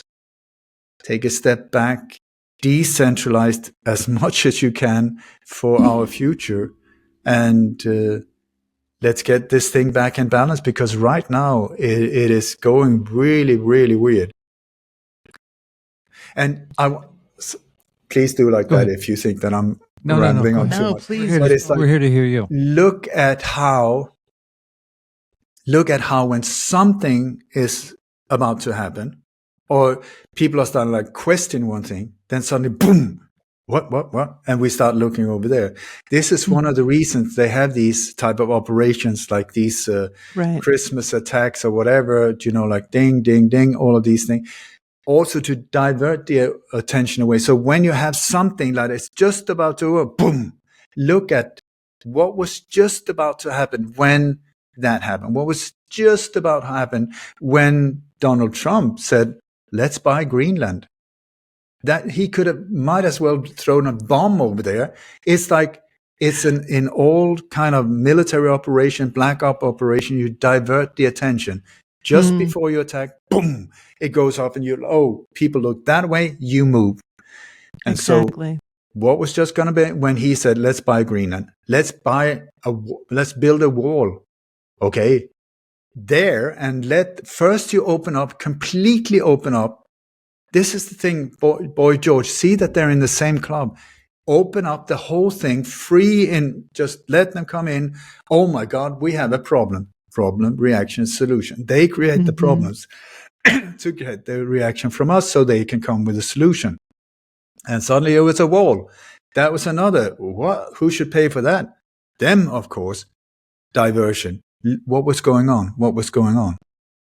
And here we are again with this whole thing moving into him being in the power or at least the alleged position of power in the US. He's just about to get in there at the same time. Boom, boom, boom, boom, boom, boom. To keep the attention away, including Christmas and New Year's Eve. That is a perfect cover. That's also which was used during the COVID operation also. And then they release it. When we're looking the other way, boom, that's when they do it. So, yeah, there's a lot going on. There is a lot going on, especially the political equivalent in the world of entertainment and the House of Cards tumbling down, the P. Diddy situation going on right now, and how all these people are being implicated in all these things that we suspected for so long, but now it seems, I think, a lot more tangible for a lot of people. What's your take on that situation? This is a boom. Look that way. Yeah. So we had to sacrifice someone, dump him. So who are we going to dump? Well, he's getting a bit too big-headed. Dump him. P. Diddy. There's nothing new at all. I mean, I've known about it forever. Jeffrey Epstein, known about it forever. I had a guy standing outside the prison when he was in there trying to do interviews. I knew he's never, ever going to get to court. Dead. If you ask me, he's not dead at all. He was just relocated. That whole thing again. Yeah. Oh, all the cameras didn't work suddenly. All of the guards went to sleep. Oh, isn't it sad? It's absolute bullshit. But the thing is that these individuals are there to collect power over people. These houses completely filmed and recorded everything people are doing so that it can be used against them. It's been going on forever. And you had Jimmy Savile in England. He was one of them. You had Jeffrey Epstein. He was working both for for the Mossad and the CIA, and I'm sure other agencies also, because on a street level, they're separate organizations. The higher up, or actually the lower down you come in the hierarchy, they're connected. So this is the thing. Oh, is it the Mossad or is it the CIA? The answer is yes. Exactly. Was it the CIA or was it the mob that was part in Dallas? Yes. It's just different sides of the same coin. So don't look too closely in on that. Oh, he was a triple agent. Really? No, he had one employer, but it looked like this. So P. Diddy, his time was out for some reason. Throw him under the bus and let's get people focused on that. Pizzagate, no, sorry, boom, boom, boom, they died. So now it disappeared, and Hillary got off the hook, and all of these other ones like that. And oh my God, people are starting to get a bit uncomfortable. Just throw them another bone. Boom, P did it this time. Oh, we should have seen it. Well, they did. So many people did. But I mean, every time it's great that these things comes out. Yeah. But there's nothing new, absolutely nothing new. No. And also, if you look at who was this loser, I mean, how did he get into that position? He was handpicked. It was not because of talent. It was not that he was the biggest rapper ever no, he got himself in a position. Most of these get into the Freemasonic world also. Look at the rings, look at all of these things. They go through, they sell their souls to the guy who eats with a fork. And that's the standard story. And once they're in his hook, they start to have to perform. You know, one day it will come. Like Will Smith, not that long ago, he was on stage with tears coming down his eyes, his cheeks. And he said, I just spoke to Denzel. And he said, it's something like, when you're on top and when you still, the last thing you expected for it to happen, that's when suddenly it's time for payback. I didn't phrase it properly, but it was like when you least of all expect it, that's when it comes to cash in. And then the camera went to Denzel, and Denzel looked devastated. I mean, like destroyed. What I'm saying so you've brought up a really good point. Have you heard that now Denzel has retired from Hollywood and just got baptized and is now a minister, a Christian minister? This is within the past week and a half. This has happened. Wow, that is interesting, I find. There's so many people in the music business, in the movie business, in the sports arena that has stepped forward over the years and said, listen, I signed a deal with, their words, the devil. Bob Dylan, the high commander, the chief, whatever, they're talking about this dude. In the old blues, I met the devil Robert at the Johnson. Crossroads. Yeah. Here in Bali, it's very interesting because here in Bali, it's very, very open. It's like they said, if you want to be rich, not a problem. You just have to sacrifice one of your family members. And especially in the Crossroads, that's where the demons meet. So they have ceremonies here in Bali in the Crossroads. So I find it interesting because it's almost like I'm learning here what is actually going on in Hollywood and other places, because I didn't used to understand it. Here it's like, whoa. So many people that we see as stars, if not all, seem to have been offered, you want whatever you want. You want success, fame, fortune, women, men, gold, silver. Not a problem. Sign here, and your everything is taken care of. But one day there will be a cash in. You have to be loyal. You have to show your loyalty. And this is what we see. And so many of these people, I think, are young and naive, and they don't get it, and they just sign it. And then reality hits them. Yeah. And that's an ugly. I cannot exaggerate enough how dark that reality is, because I don't know it. I've just heard about it. My God, these poor people. And also how many people in these positions in the movie world, in the music world, in the sports world, have lost a child, a very near relative, a brother, a mother, and it's like, well, Kenya Jennifer West. Hudson. Sorry? Jennifer Hudson, who was on American Idol, her mother, brother, 3 relatives were murdered in her home, and her career exploded. Kanye West's mother died during a surgery, a botched liposuction surgery, and then his career exploded. So I think we can look back, and there's myriad examples of this. But if you look at like Kanye West is one person, for instance, which I don't understand his talent, but he is one of the people that have stepped forward, saying, "My mother, look at him, look at him, look at him, look at him." Even Mike Tyson's daughter. Sometimes, of course, accidents happens or death happens, but when you start seeing it I would suggest in the hundreds, then, and when they say it themselves, then you have to listen. And then also when people are saying it and then they die, then the people saying it suddenly disappears, or when they're trying to expose it and they are dead. And you had Michael Hastings, this journalist who was standing up against Obama, and also they were going to expose the whole thing. Boom. His car was absolutely drone attack, if you ask me. That Mercedes,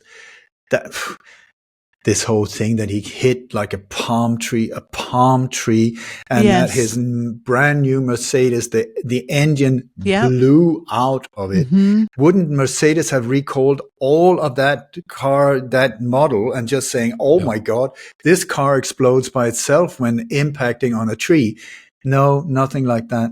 Then you had Paul Walker, Fast and Furious. I was just going to say, Paul Walker, Chris Cornell, Anthony Bourdain. There's so many of them. So it's like,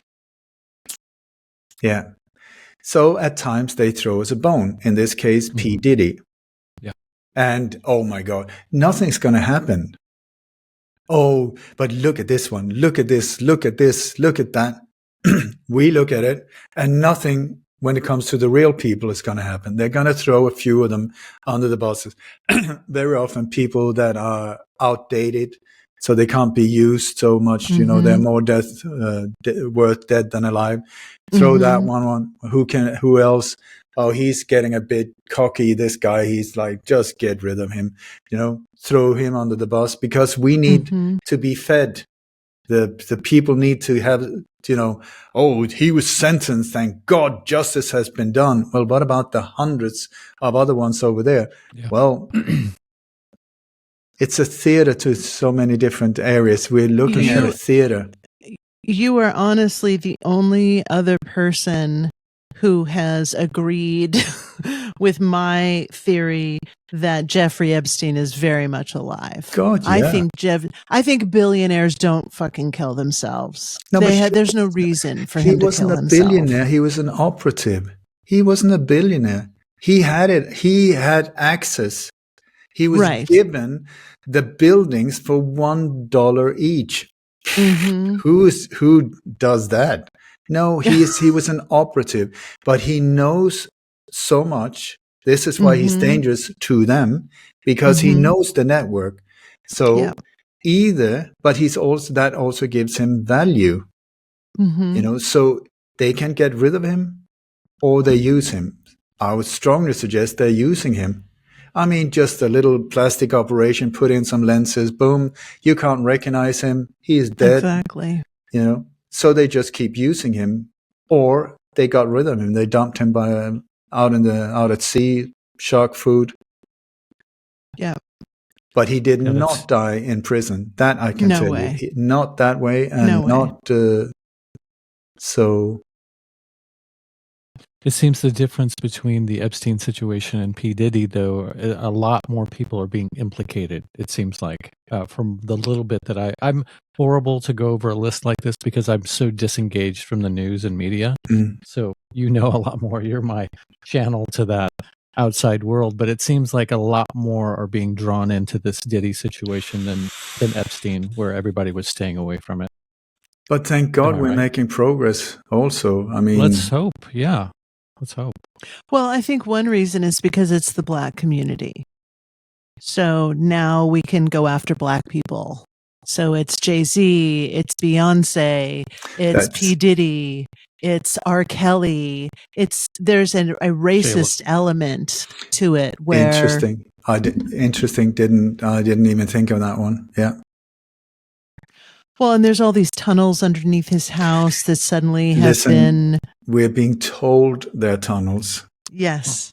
I don't buy these type of thing at all. I mean, until I'm in the tunnels myself. I'm sure there are, but just because they show them to us, and also every time they go into these type of tunnels, they're really like messy, and there's things lying around. And we're talking like people living in super luxury. Don't you think they would get some people down there, some poor immigrant individuals, and clean the whole thing up? But it's tunnel maids. But then it looks like more dramatic tunnels like that, and they haven't been fed, and it's so dirty. And yeah, that's a good point. Yeah, their tunnels would be as luxurious as. Of course they would, like super duper luxury with elevators and electric climate trains controls and stuff like that. Yeah, this whole thing. They might even be more decked out than their mansions are. They can keep the real. But here we're talking about pointing at one person, so they need to demonize this individual. You know, so whatever he done, I'm sure they're going to add a lot to it to demonize him and attract the attention away, making him the monster. Just like Jeffrey Epstein, he was just an operative. You know, he was just an asset for the big bad ones. I'm not saying just boys, because we had some horrendous so-called women around. Yeah, I don't even know what kind of female energy they had. I don't think any. Maybe their body shape is the only thing, but otherwise than that, he was made out to be the monster, the pedophile, the one. He was just the one breaking them in and delivering into this whole industry of destruction. I don't know what to call it, but of blackmail and this whole thing. So they're trying to make Ghislaine and him the perpetrators, and so we don't look any further.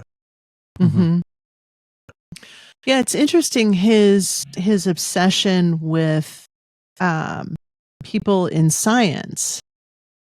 I've heard people posit that maybe it had something to do with his well, people have said that he had this desire to live forever, and that he was interested in DNA research, and that's why he was drawing all of these scientists into his realm too. That he wasn't just trying to compromise people that were politicians or people who were in the entertainment industry, but he was also in this weird biotech world as well. Do you have any thoughts about that?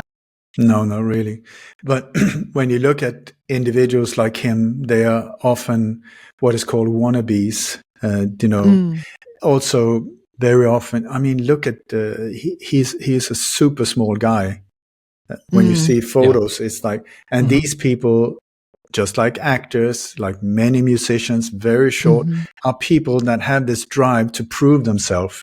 You know, I'm gonna and impress and do all of these things.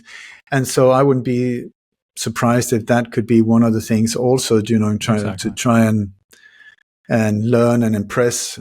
I have no idea what I'm talking about, but the networks, no, you're onto something. The networks that he's involved in and delivering young, and specifically, I mean, as far as I know, mostly young women, were delivered into this whole network.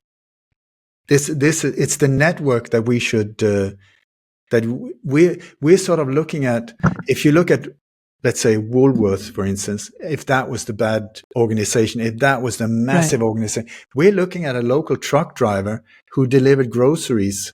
Right. And we're being told it was him.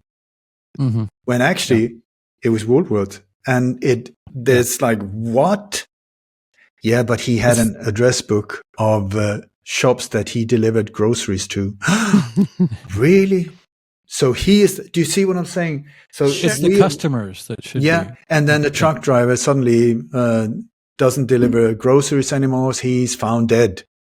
And that was the end of the story. So we don't focus on Woolworth in this case. Sorry, Woolworth. Mm-hmm. But there's another strange one for you. But anyway, so when there's this pinpointing at someone, and as soon as it enters into mainstream media, oh my God, you have to ask yourself, wait a minute. Because that's when they start, creating heroes for us and bad boys for us. Yeah. Mm-hmm. So that we believing and, oh, thank God, now they're really dealing with it. Now they're taking absolutely not. We have to do it ourselves. So we have a limited amount of time left. Is there what on this list would you like to see? I wanted to ask you what your thoughts about the United Healthcare CEO who was shot. Do you know anything about that? It happened recently, maybe within the past month. And suddenly we have this what people are saying is this very handsome man is the shooter, and there was words written on the bullet, and apparently the shooter had back issues.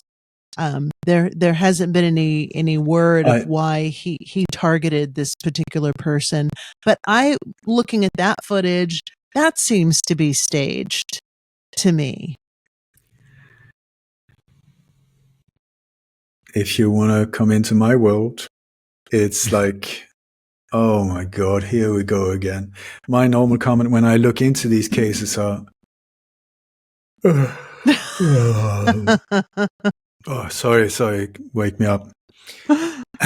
This specific one I have not looked into, but there's so many acts of violence that we're being told on in media that when you really start looking into them, it's just psychological warfare on the population. That is what I would suggest. I did a really interesting thing once. There was a friend of mine, a former police officer in the US and a former police officer in Sweden. Mm-hmm. I was in Spain at the time, and we said, okay, on this date, we're going to take one page each out of a newspaper, and go and check out, okay, this person was raped here. That was in Sweden. You think that is a peaceful country? It is. But when you look in the news, it's like there are more bombings in Sweden in recent years than during the civil war in Beirut. Are you, what? That's what we're being told. When you look into them, and we compared, especially the US was interesting for me because this guy, he went to the locations and really, so was she raped? He went to the police station. He was asking, can I please see there was nothing filed. There was nothing filed. He spoke to people there. So did this happen? He asked the neighbors and stuff. Yes. So did you see it? No. So how do you know it happened? I saw it on the news. Wow. Mm-hmm. Do you see? So, and it's the same in Sweden also. There was this stabbing. And so we went there. We went to the hospital. Please, can I see the journals? Can I speak to the doctor that took care? No, there was no one there. Nothing happened. And this was not a big place, but the news was massive because she was out with her dog. She was just a completely innocent woman, dog, emotional, and on her own. Yeah. And then suddenly this group of immigrants attacked her and stabbed her and stuff. You would think that is quite a dramatic thing to. You spoke to the doctor? He said, no, we were a bit confused here also because maybe she went to another hospital, but we're the only one in the region. So I'm not really sure what happened. But so I said, did it happen? Yes. So how do you know? Well, I saw it on the news. So it's through the news. It's like David Atlee Phillips, the handler of Lee Harvey Oswald, and also the head of the Western Hemisphere for COVID operations. He said he can do more damage with his typewriter than 1,000 rifles. So here we are in the grip of media and digital information. Just because it's mainstream, we in the alternative, whatever that means, I tell you, there's a lot being sent our way also that smells a lot of like not so nice rubbish stuff. So it's at this time, at least I'm just leaning back and saying, okay, I have done my utmost for more than 40 years. We are now in a situation where it feels like this avalanche cannot really be stopped as such. Things seem to be just like in the book of Revelation, that this thing is going to be played out. So what I think, what at least I focus on, is just lean back, observe. I don't take anything as the truth just because I see it on a screen or absolutely not. And then just focus on the inner balance, focus on my words, my thoughts, my actions to the people around me, to the people I meet, to the people I talk to, like you. I have this privilege of reaching around the world, but that I come from a place of peace, compassion, forgiveness, understanding. And let's see if we can just hold each other's hand going down this river raft. And because there is this like combined death and birth at the same time going on, I feel. And there's this process of everything unhealed is being squeezed out of us. If there's anything we haven't healed, it will come to the surface. Yeah. Well, I thought I dealt with that. Apparently not. It's just like, and everybody's going through a tumble dryer, like just so, yeah. I think that's a good way of going about it, especially when we live in such a media saturated society. And as you just were giving examples there, that's where people are being fed. Like they're allowing themselves to be fed by that energy, not knowing that whether or not it has any sort of relation to anything that actually even happened in the real world. So what we can deal with is how we take in that stuff or what we take in of that stuff. So I think that's very good advice, is centering yourself, maintaining your inner balance, and being very, very discerning. That's exactly the word I was trying to think of, about what it is what stimulus we put into our eyes and our ears. Do you know there was I think it was called Cambridge Britannica or something like that. It was a big scandal a few years ago. I think that was the name of it. But they made documentaries about that as well. It was some kind of a PR marketing company that was being approached, I think, for the elections, the US elections. It was Cambridge Analytics. That's the one. Thank you. I knew there was something wrong. Cambridge Analytics. But what they did was they handpicked all of us, and they started through social media gathering information of all of these different platforms, where they started to be able to almost like profile us to see, okay, for this guy, to get him persuaded about, for instance, Trump, we need to feed him alternative news things that will support that. For you, Hunter, we will go in this direction. For you, Chris, it will be. So this is why I think it's really interesting when people say like this, oh, Twitter is so violent. Is it? Facebook, it's the most horrendous racist place I ever seen. Is it? Do you see what I'm saying? Because what is going on? And when you say, when you like something, this is the algorithms that are being fed that will divert in the. So whatever things that I've liked or done or watched, I don't know what they're using. I'm being fed something. So I'm not being fed aliens in Florida like that. Or Right. no, that was not my feed, because they know this is bullshit. He's going to look straight through it. We have to get it, step it up a little bit. Yeah. But otherwise than that, I have one question always, and it's like, is it true? So when my wife comes and like, oh my God, have you just heard? And I said, that is awful. If it's true, she hates that question. She absolutely hates the question. There's been an earthquake here. Okay, that's horrible. Is it true? We have people calling us because now I live in Bali since 4 years, and they're like, how are you? How are you? I'm saying, I'm good. How are you? But are you okay? Yes, I am. Why? There's been an earthquake. Where? Right where you live. What? Yeah, it happened just hours ago. It's completely devastated. I'm looking out the window. Not really. It's like perfectly fine here. It's always, I tell you in the news, it's always some far away. When the green, I know time is limited, but anyway, when the green revolutions happened in Northern Africa, CAA, and CAA. Anyway, so there were all of these things we're being fed now. This mass thing is happening now in the town square, this and that. I looked at the CCTV footage you have online from absolutely empty. Like when the whole Kiev thing happened, absolutely empty. Yeah. So I called in live shows like that. We called up random people right in the center of these things. I was like, I said, can you please look out the windows? Are there thousands of people rioting out there and shooting? And they said, no, it's quite empty. It's sort of like a Wednesday afternoon. Do you see? It's always over there, far away, so we can't check it. And so I have an inside bullshit detector that is quite active many times, and I need a rest and a happy new year. And so I would very much. Yeah, it's funny.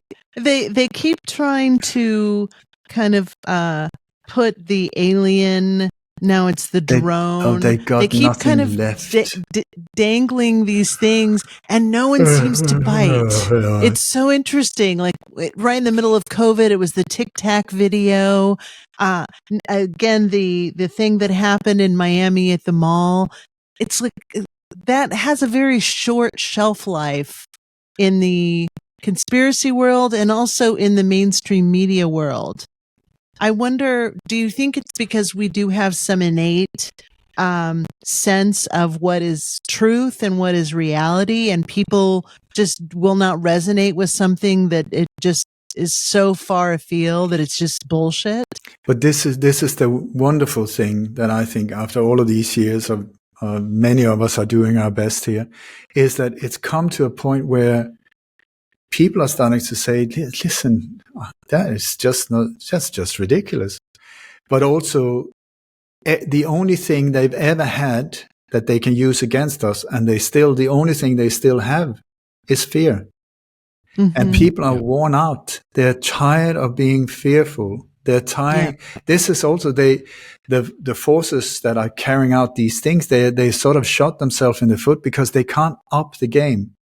You know, with these viruses, they love the viruses, these things that are, and they will kill us. Oh my God.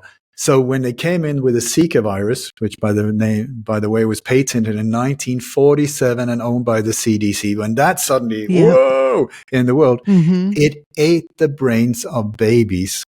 Okay. It ate that is pretty goddamn awful.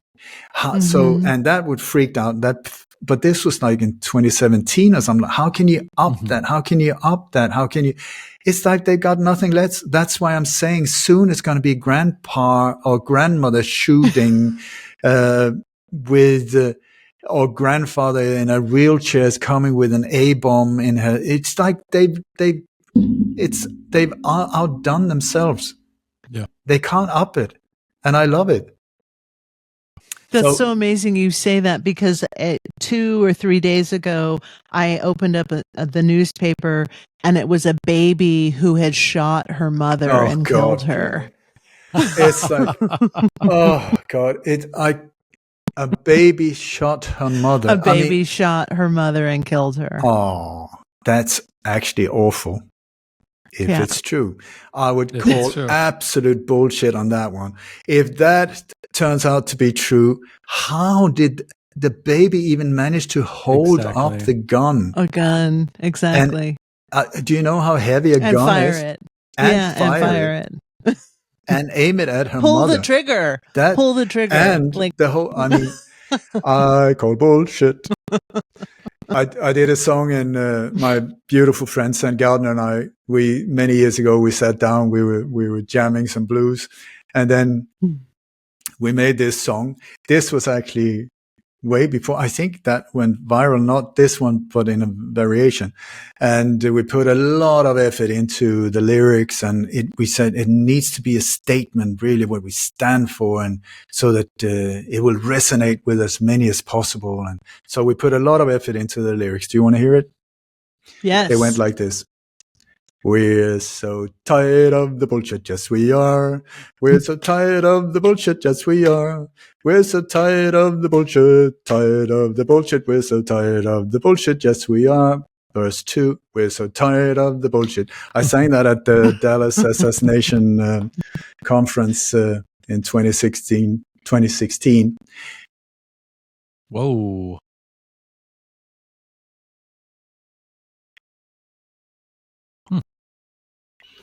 Interesting. Well, Ole just kind of got cut off there. I wonder what happened. Singing too. Cool. Do you think there was an earthquake? No. No. I don't think so. I heard on the news there was.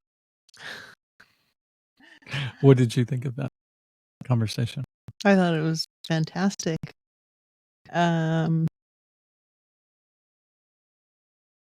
Wow, our screen just changed. No, that's because that's just because we're talking, and it changed. What? Oh, we're on. Hi. This is the after bubble. I think it was great. I think I'm a little rusty because it's been a minute since we've done a show. Yeah. I think too, as I said in the conversation, we're covering basically news stories, and I do not follow the news whatsoever. I mean, here and there I catch things, and I look into things a little bit, but I don't spend a whole lot of time dwelling there. Whereas you know a lot more about that stuff and stay attuned to that much more than I do. So yeah, I couldn't offer a whole lot of info on the deeper aspects of some of these stories because I'm not familiar with it. So yeah, I think I'm just mapping. I'm doing what Ole is doing in my own version of that, which I think I use a lot of my intuition and my instincts in all of this stuff. And so if something just doesn't feel right, I'm usually right. Like that's what my gut is very spot on when it comes to this stuff. And I was actually happy that he spent so much time talking about the Butler psyop and all of that happened, because I think it is a very pivotal moment in our history. And I think that the fact that so many people said that was the moment, and I saw him stand up and scream, fight, fight, fight, and he had blood on his face. And that was the moment that I knew, that's who I wanted, to be my president. And, Elon Musk said that, and Hulk Hogan said that, and The Rock said that, and a lot of people came out in support of him.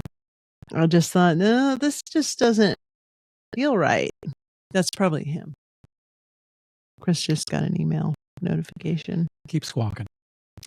Um. Oh. He says, Ole just emailed us after me emailing him asking what happened. No problem. I think it ended quite appropriately. Please send me the link to the show and happy New Year. So there you go. So there you go. You were saying. But yeah, I think that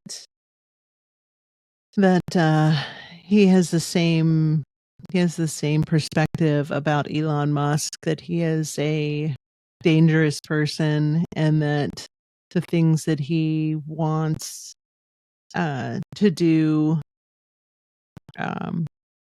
not just in the United States but around the world with the Neuralink, and a lot of the things that he's talking about, I think, are nefarious. And the fact that suddenly he's been kind of painted as this good guy, I know that Ole said he doesn't know a lot about Trump, but I happen to know a lot about Trump because I lived in New York for 10 years of my life, and in the beginning of this whole cycle of Trump being kind of tossed out into the public sphere. And what I saw, and this was pre-Apprentice, what I saw in him was someone who had come from a very privileged background, who was not a successful businessman, who was bankrupt 7 times, who was sued multiple times, and who, in fact, licensed his name, and other people would have successful businesses under the Trump licensure, but it was of no doing of Donald Trump's.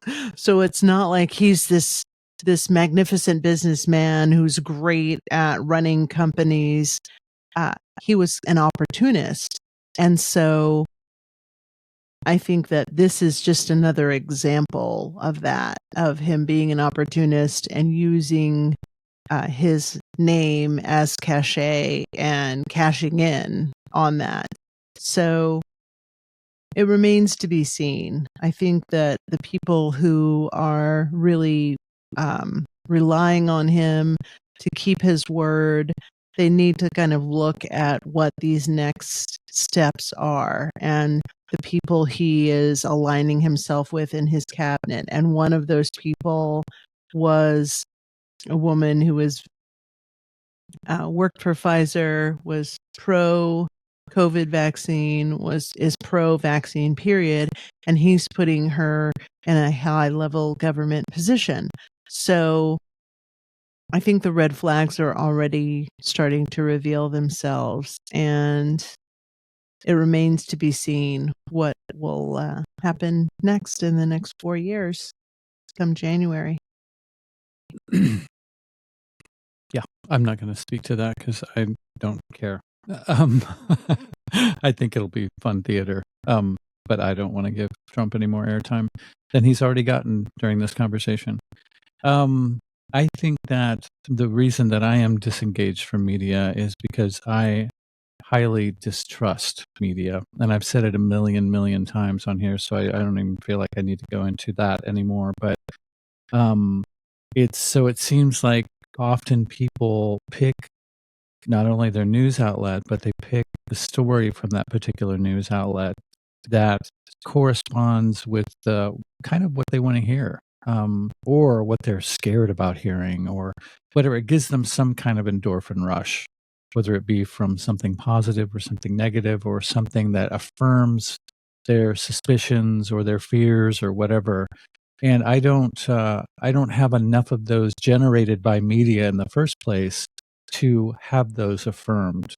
So that leaves me kind of in a strange place. I don't trust any of it. So even a lot of the things that people who run around in the same circles that we run around in, get all hot and bothered about, it doesn't. I have a hard time just getting whipped up into a frenzy by something. I'm not implying that you are by any means, but about one side or the other, because really, when it boils down to it, it's mostly hearsay. So, yeah, that kind of leaves me out of the reindeer games that most people are involved in. And for the most part, I'm happy with that. I'm glad to be in that place and be disengaged from that whole sort of feeding frenzy that so many people get so emotionally wrapped up in. I don't feel any attachment to that whatsoever. But, you know, at dinner parties, it can be embarrassing when I don't know anything about what's being spoken about. I'm just kidding. We have dinner parties that we go to, but sounds good. Even when we're having dinner, and you may talk about something, and I'm like, I have no fucking idea what you're talking about. So there's a plus and minus about that. For the most part, I'm happy with it. For the most part, I'm disengaged from social media. It's down here on my computer, not on my phone. And even then I barely check it. So I'm kind of happy with that. And I'm all right with that. But it doesn't make me very good on a show such as this where we're talking about headlines, you know? Mm-hmm.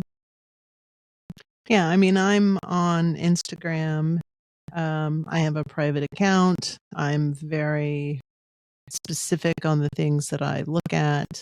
The crux of my feed is either film related, puppy videos, the dodo. I love the dodo.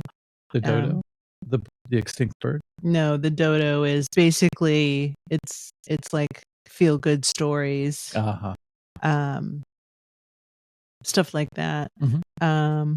Inspirational quotes. They even Epoch Times have at least they did on Twitter, a channel like that of more positive feel good stories. They yeah. do. Are they on Instagram too? I don't know. I don't look at them on Instagram. Gotcha. I get them in my regular email. And yeah, they have lots of different tributaries of the Epoch Times. Like some of it is just health related stuff, some is feel good stories, some is straight news. But really anything that I'm nudging you toward on Instagram is usually either fantasy folklore or some weird some kind of jokey GIF or jokey meme that is Tolkien related or Tolkien centric. Amusing. And there's a lot, for me, there's a vast swath of things that you can look at in that realm. But the problem is that once you, much like any algorithm, once you click on something, then suddenly it's populated with all of this shit. So if I look at something that is selling me face wipes, for example, then suddenly there's 10 different varieties of face wipes that are coming on to my feed. And so that's obnoxious. But I've taken Telegram off of my phone. And now if I want to do any social media on my phone, it's Craigslist. Which is not really social media. It's not social media at all. And the closest thing to any kind of social media on Craigslist is missed connections. And there are no missed connections. Typically, there's maybe 1 or 2 every 6 months in our local area. And it's like, I saw you at the grocery store and you winked at me, or I saw you in the parking lot or whatever.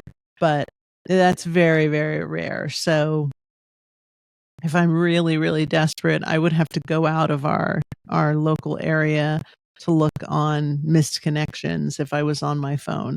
So now any kind of time that I spend is doing crossword puzzles. Well, that's good that you got your belated Christmas present in the mail today then. I did.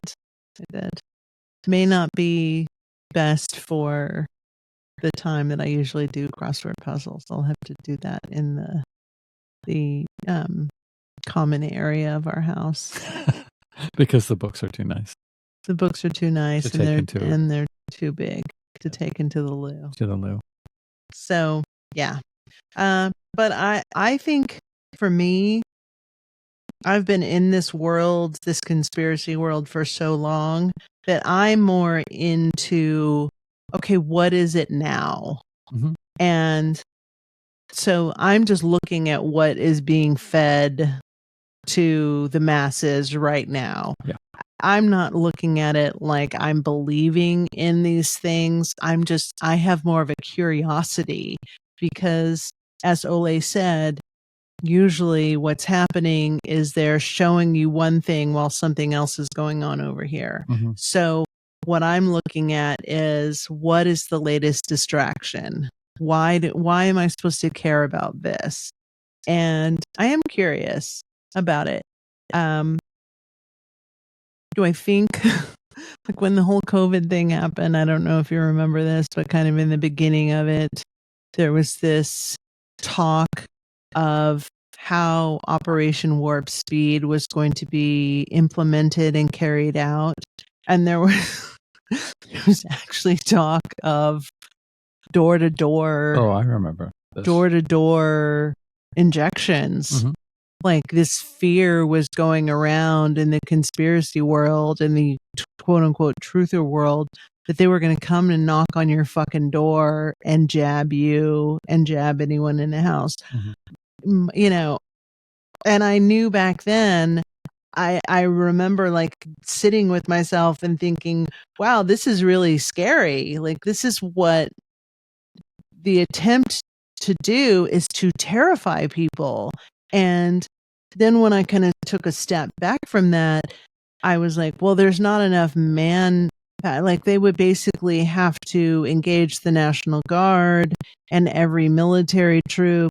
And are civilians going to do that to each other? Like how is this from an operational standpoint? How is this going to work? Is this going to work?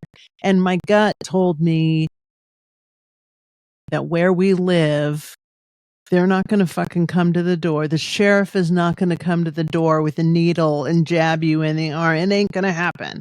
So I knew then at that point, I was like, oh, this is real. Like these people are really freaked out and they're really trying to scare us into believing. People in the conspiracy world are trying to scare you into believing that the shit's going down and this is the moment. Yeah, for sure. I remember you consulted somebody about that you really made me realize how much out of your comfort zone that you were. Well, because it was such a dramatic, I think prospect. Yeah, for sure. Is this possible? Exactly. Like, I wrote the sheriff. Like I wanted to know, like, are you going to fucking do this? Are you going to go door to door to people's houses and force them to get these injections? And then when I realized, oh, that's not happening. Like this is just to freak people out. And we were in a situation where people that we loved were considering getting the injection. Yeah. And it was a possibility that I was like, I want to be as informed as I possibly can be with the quote unquote boots on the ground. Is this really happening? So, and as far as citizens turning on other citizens and trying to get them to get it or forcing them to get it, I think the ones that they would be trying to force to get it are going to be probably the same ones that are going to be armed. So the same demographic. So good luck with that, liberals. But now, okay, so now let's dial it to today. Those people who are armed, many of those people probably voted for Donald Trump. Yeah. And are lockstep in believing that he's somehow going to save this nation from these dark overlords. And I think that's part of the mesmerism of all of this, is that if you look at the chronological sequence of events from COVID to this election to what's happened right now, and even a year ago, people were saying, oh, there's not going to be an election. Like it's not even going to happen because there's A, B, C, D, and E is going to happen. And there was an election, and maybe all of this was aligning us for whatever is about to happen next. So This is why I map any of this, and I'm even paying 1 degree of attention. I think there's a growing faction of people who very well might be armed, but are disengaging themselves from all politics also too. I think that's a growing a growing faction that isn't as easy to track because they're not going to be, they're not, if they were given a poll, a survey, they're not going to choose none of the above is what they would choose. So that's kind of hard to map that kind of behavior. So I'm hoping that faction is growing. People that are suspicious of all power structures, whether they be political, medical, media, whatever. I think that group is growing exponentially, and that's who I'm imagining are listening to this podcast. What do you think? The armed questioners. Well, even the unarmed questioners. Yeah, I know. I was just joking. Being belligerent. I think that there are still areas of this country where people are peaceful. Of course, and people don't want to take up arms against anyone, and people just want to be left alone, and people just want to be able to live their lives.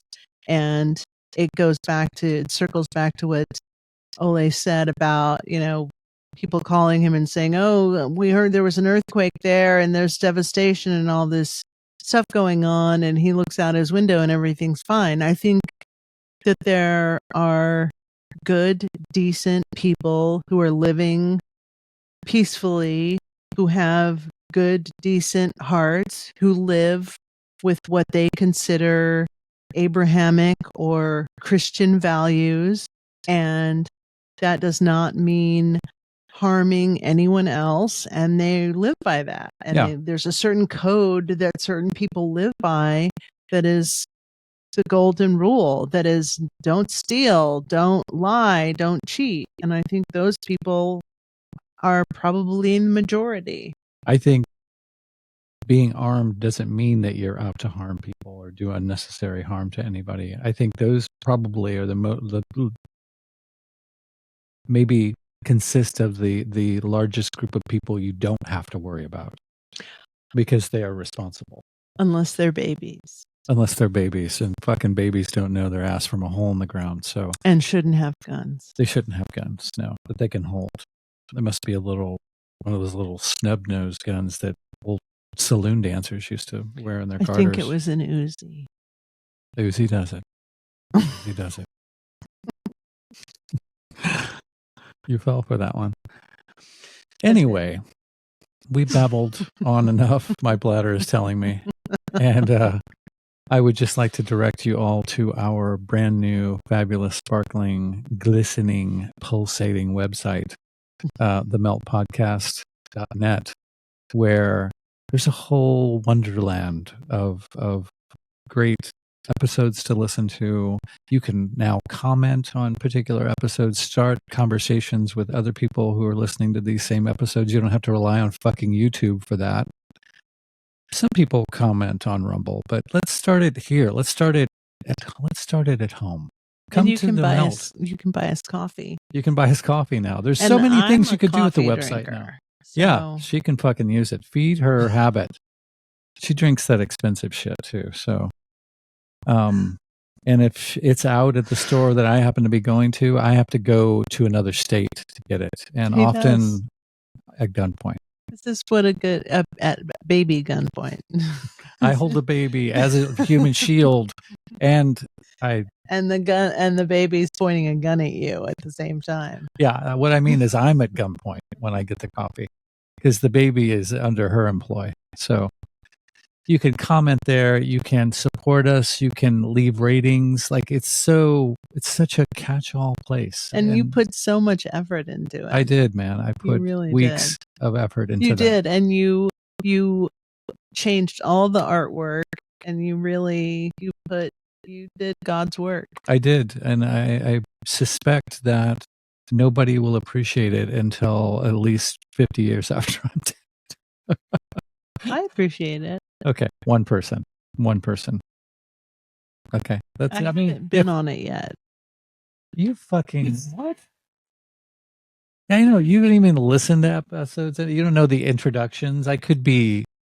You could be totally throwing me under the bus and saying, this bitch, I can't believe her. It could be the misogynist rants, like in Alex Jones style. So I get so into it that my voice gets hoarse. Yeah, exactly. You don't know what the fuck goes on there, really. I have no idea. I'm trafficking imported furniture, antique furniture on there. Coking it up. Cooking it up. There's a whole lot of shady shit going on there. But really, there isn't. There's a lot of wholesome curiosity. And yes, we invite you to come and check it out. And if you want to support us, that would be great too. If not, then just spread the word. It's very easy to spread the word on the new website. So every given episode, you can share it. It's very simple. Everything is very simple. So, yeah. All right. There you go. Thank you all so much for listening. And those of you who support us, thank you very much for your generous support. It's greatly appreciated. There is a Melt meetup that I don't know. Actually, this probably won't be coming out before then because the Melt meetup is tomorrow morning. That's funny. Ohio. Hey. But there will be another Melt meetup next month. Yeah, for sure. Probably around the same time. Yeah. And you can catch that one. Yeah. Come on over. Come on over to the light side. And commiserate. Yes. All right. Much love to you all. Thank you for giving us your precious attention, and hopefully you gleaned something positive. Yes. Fare thee well.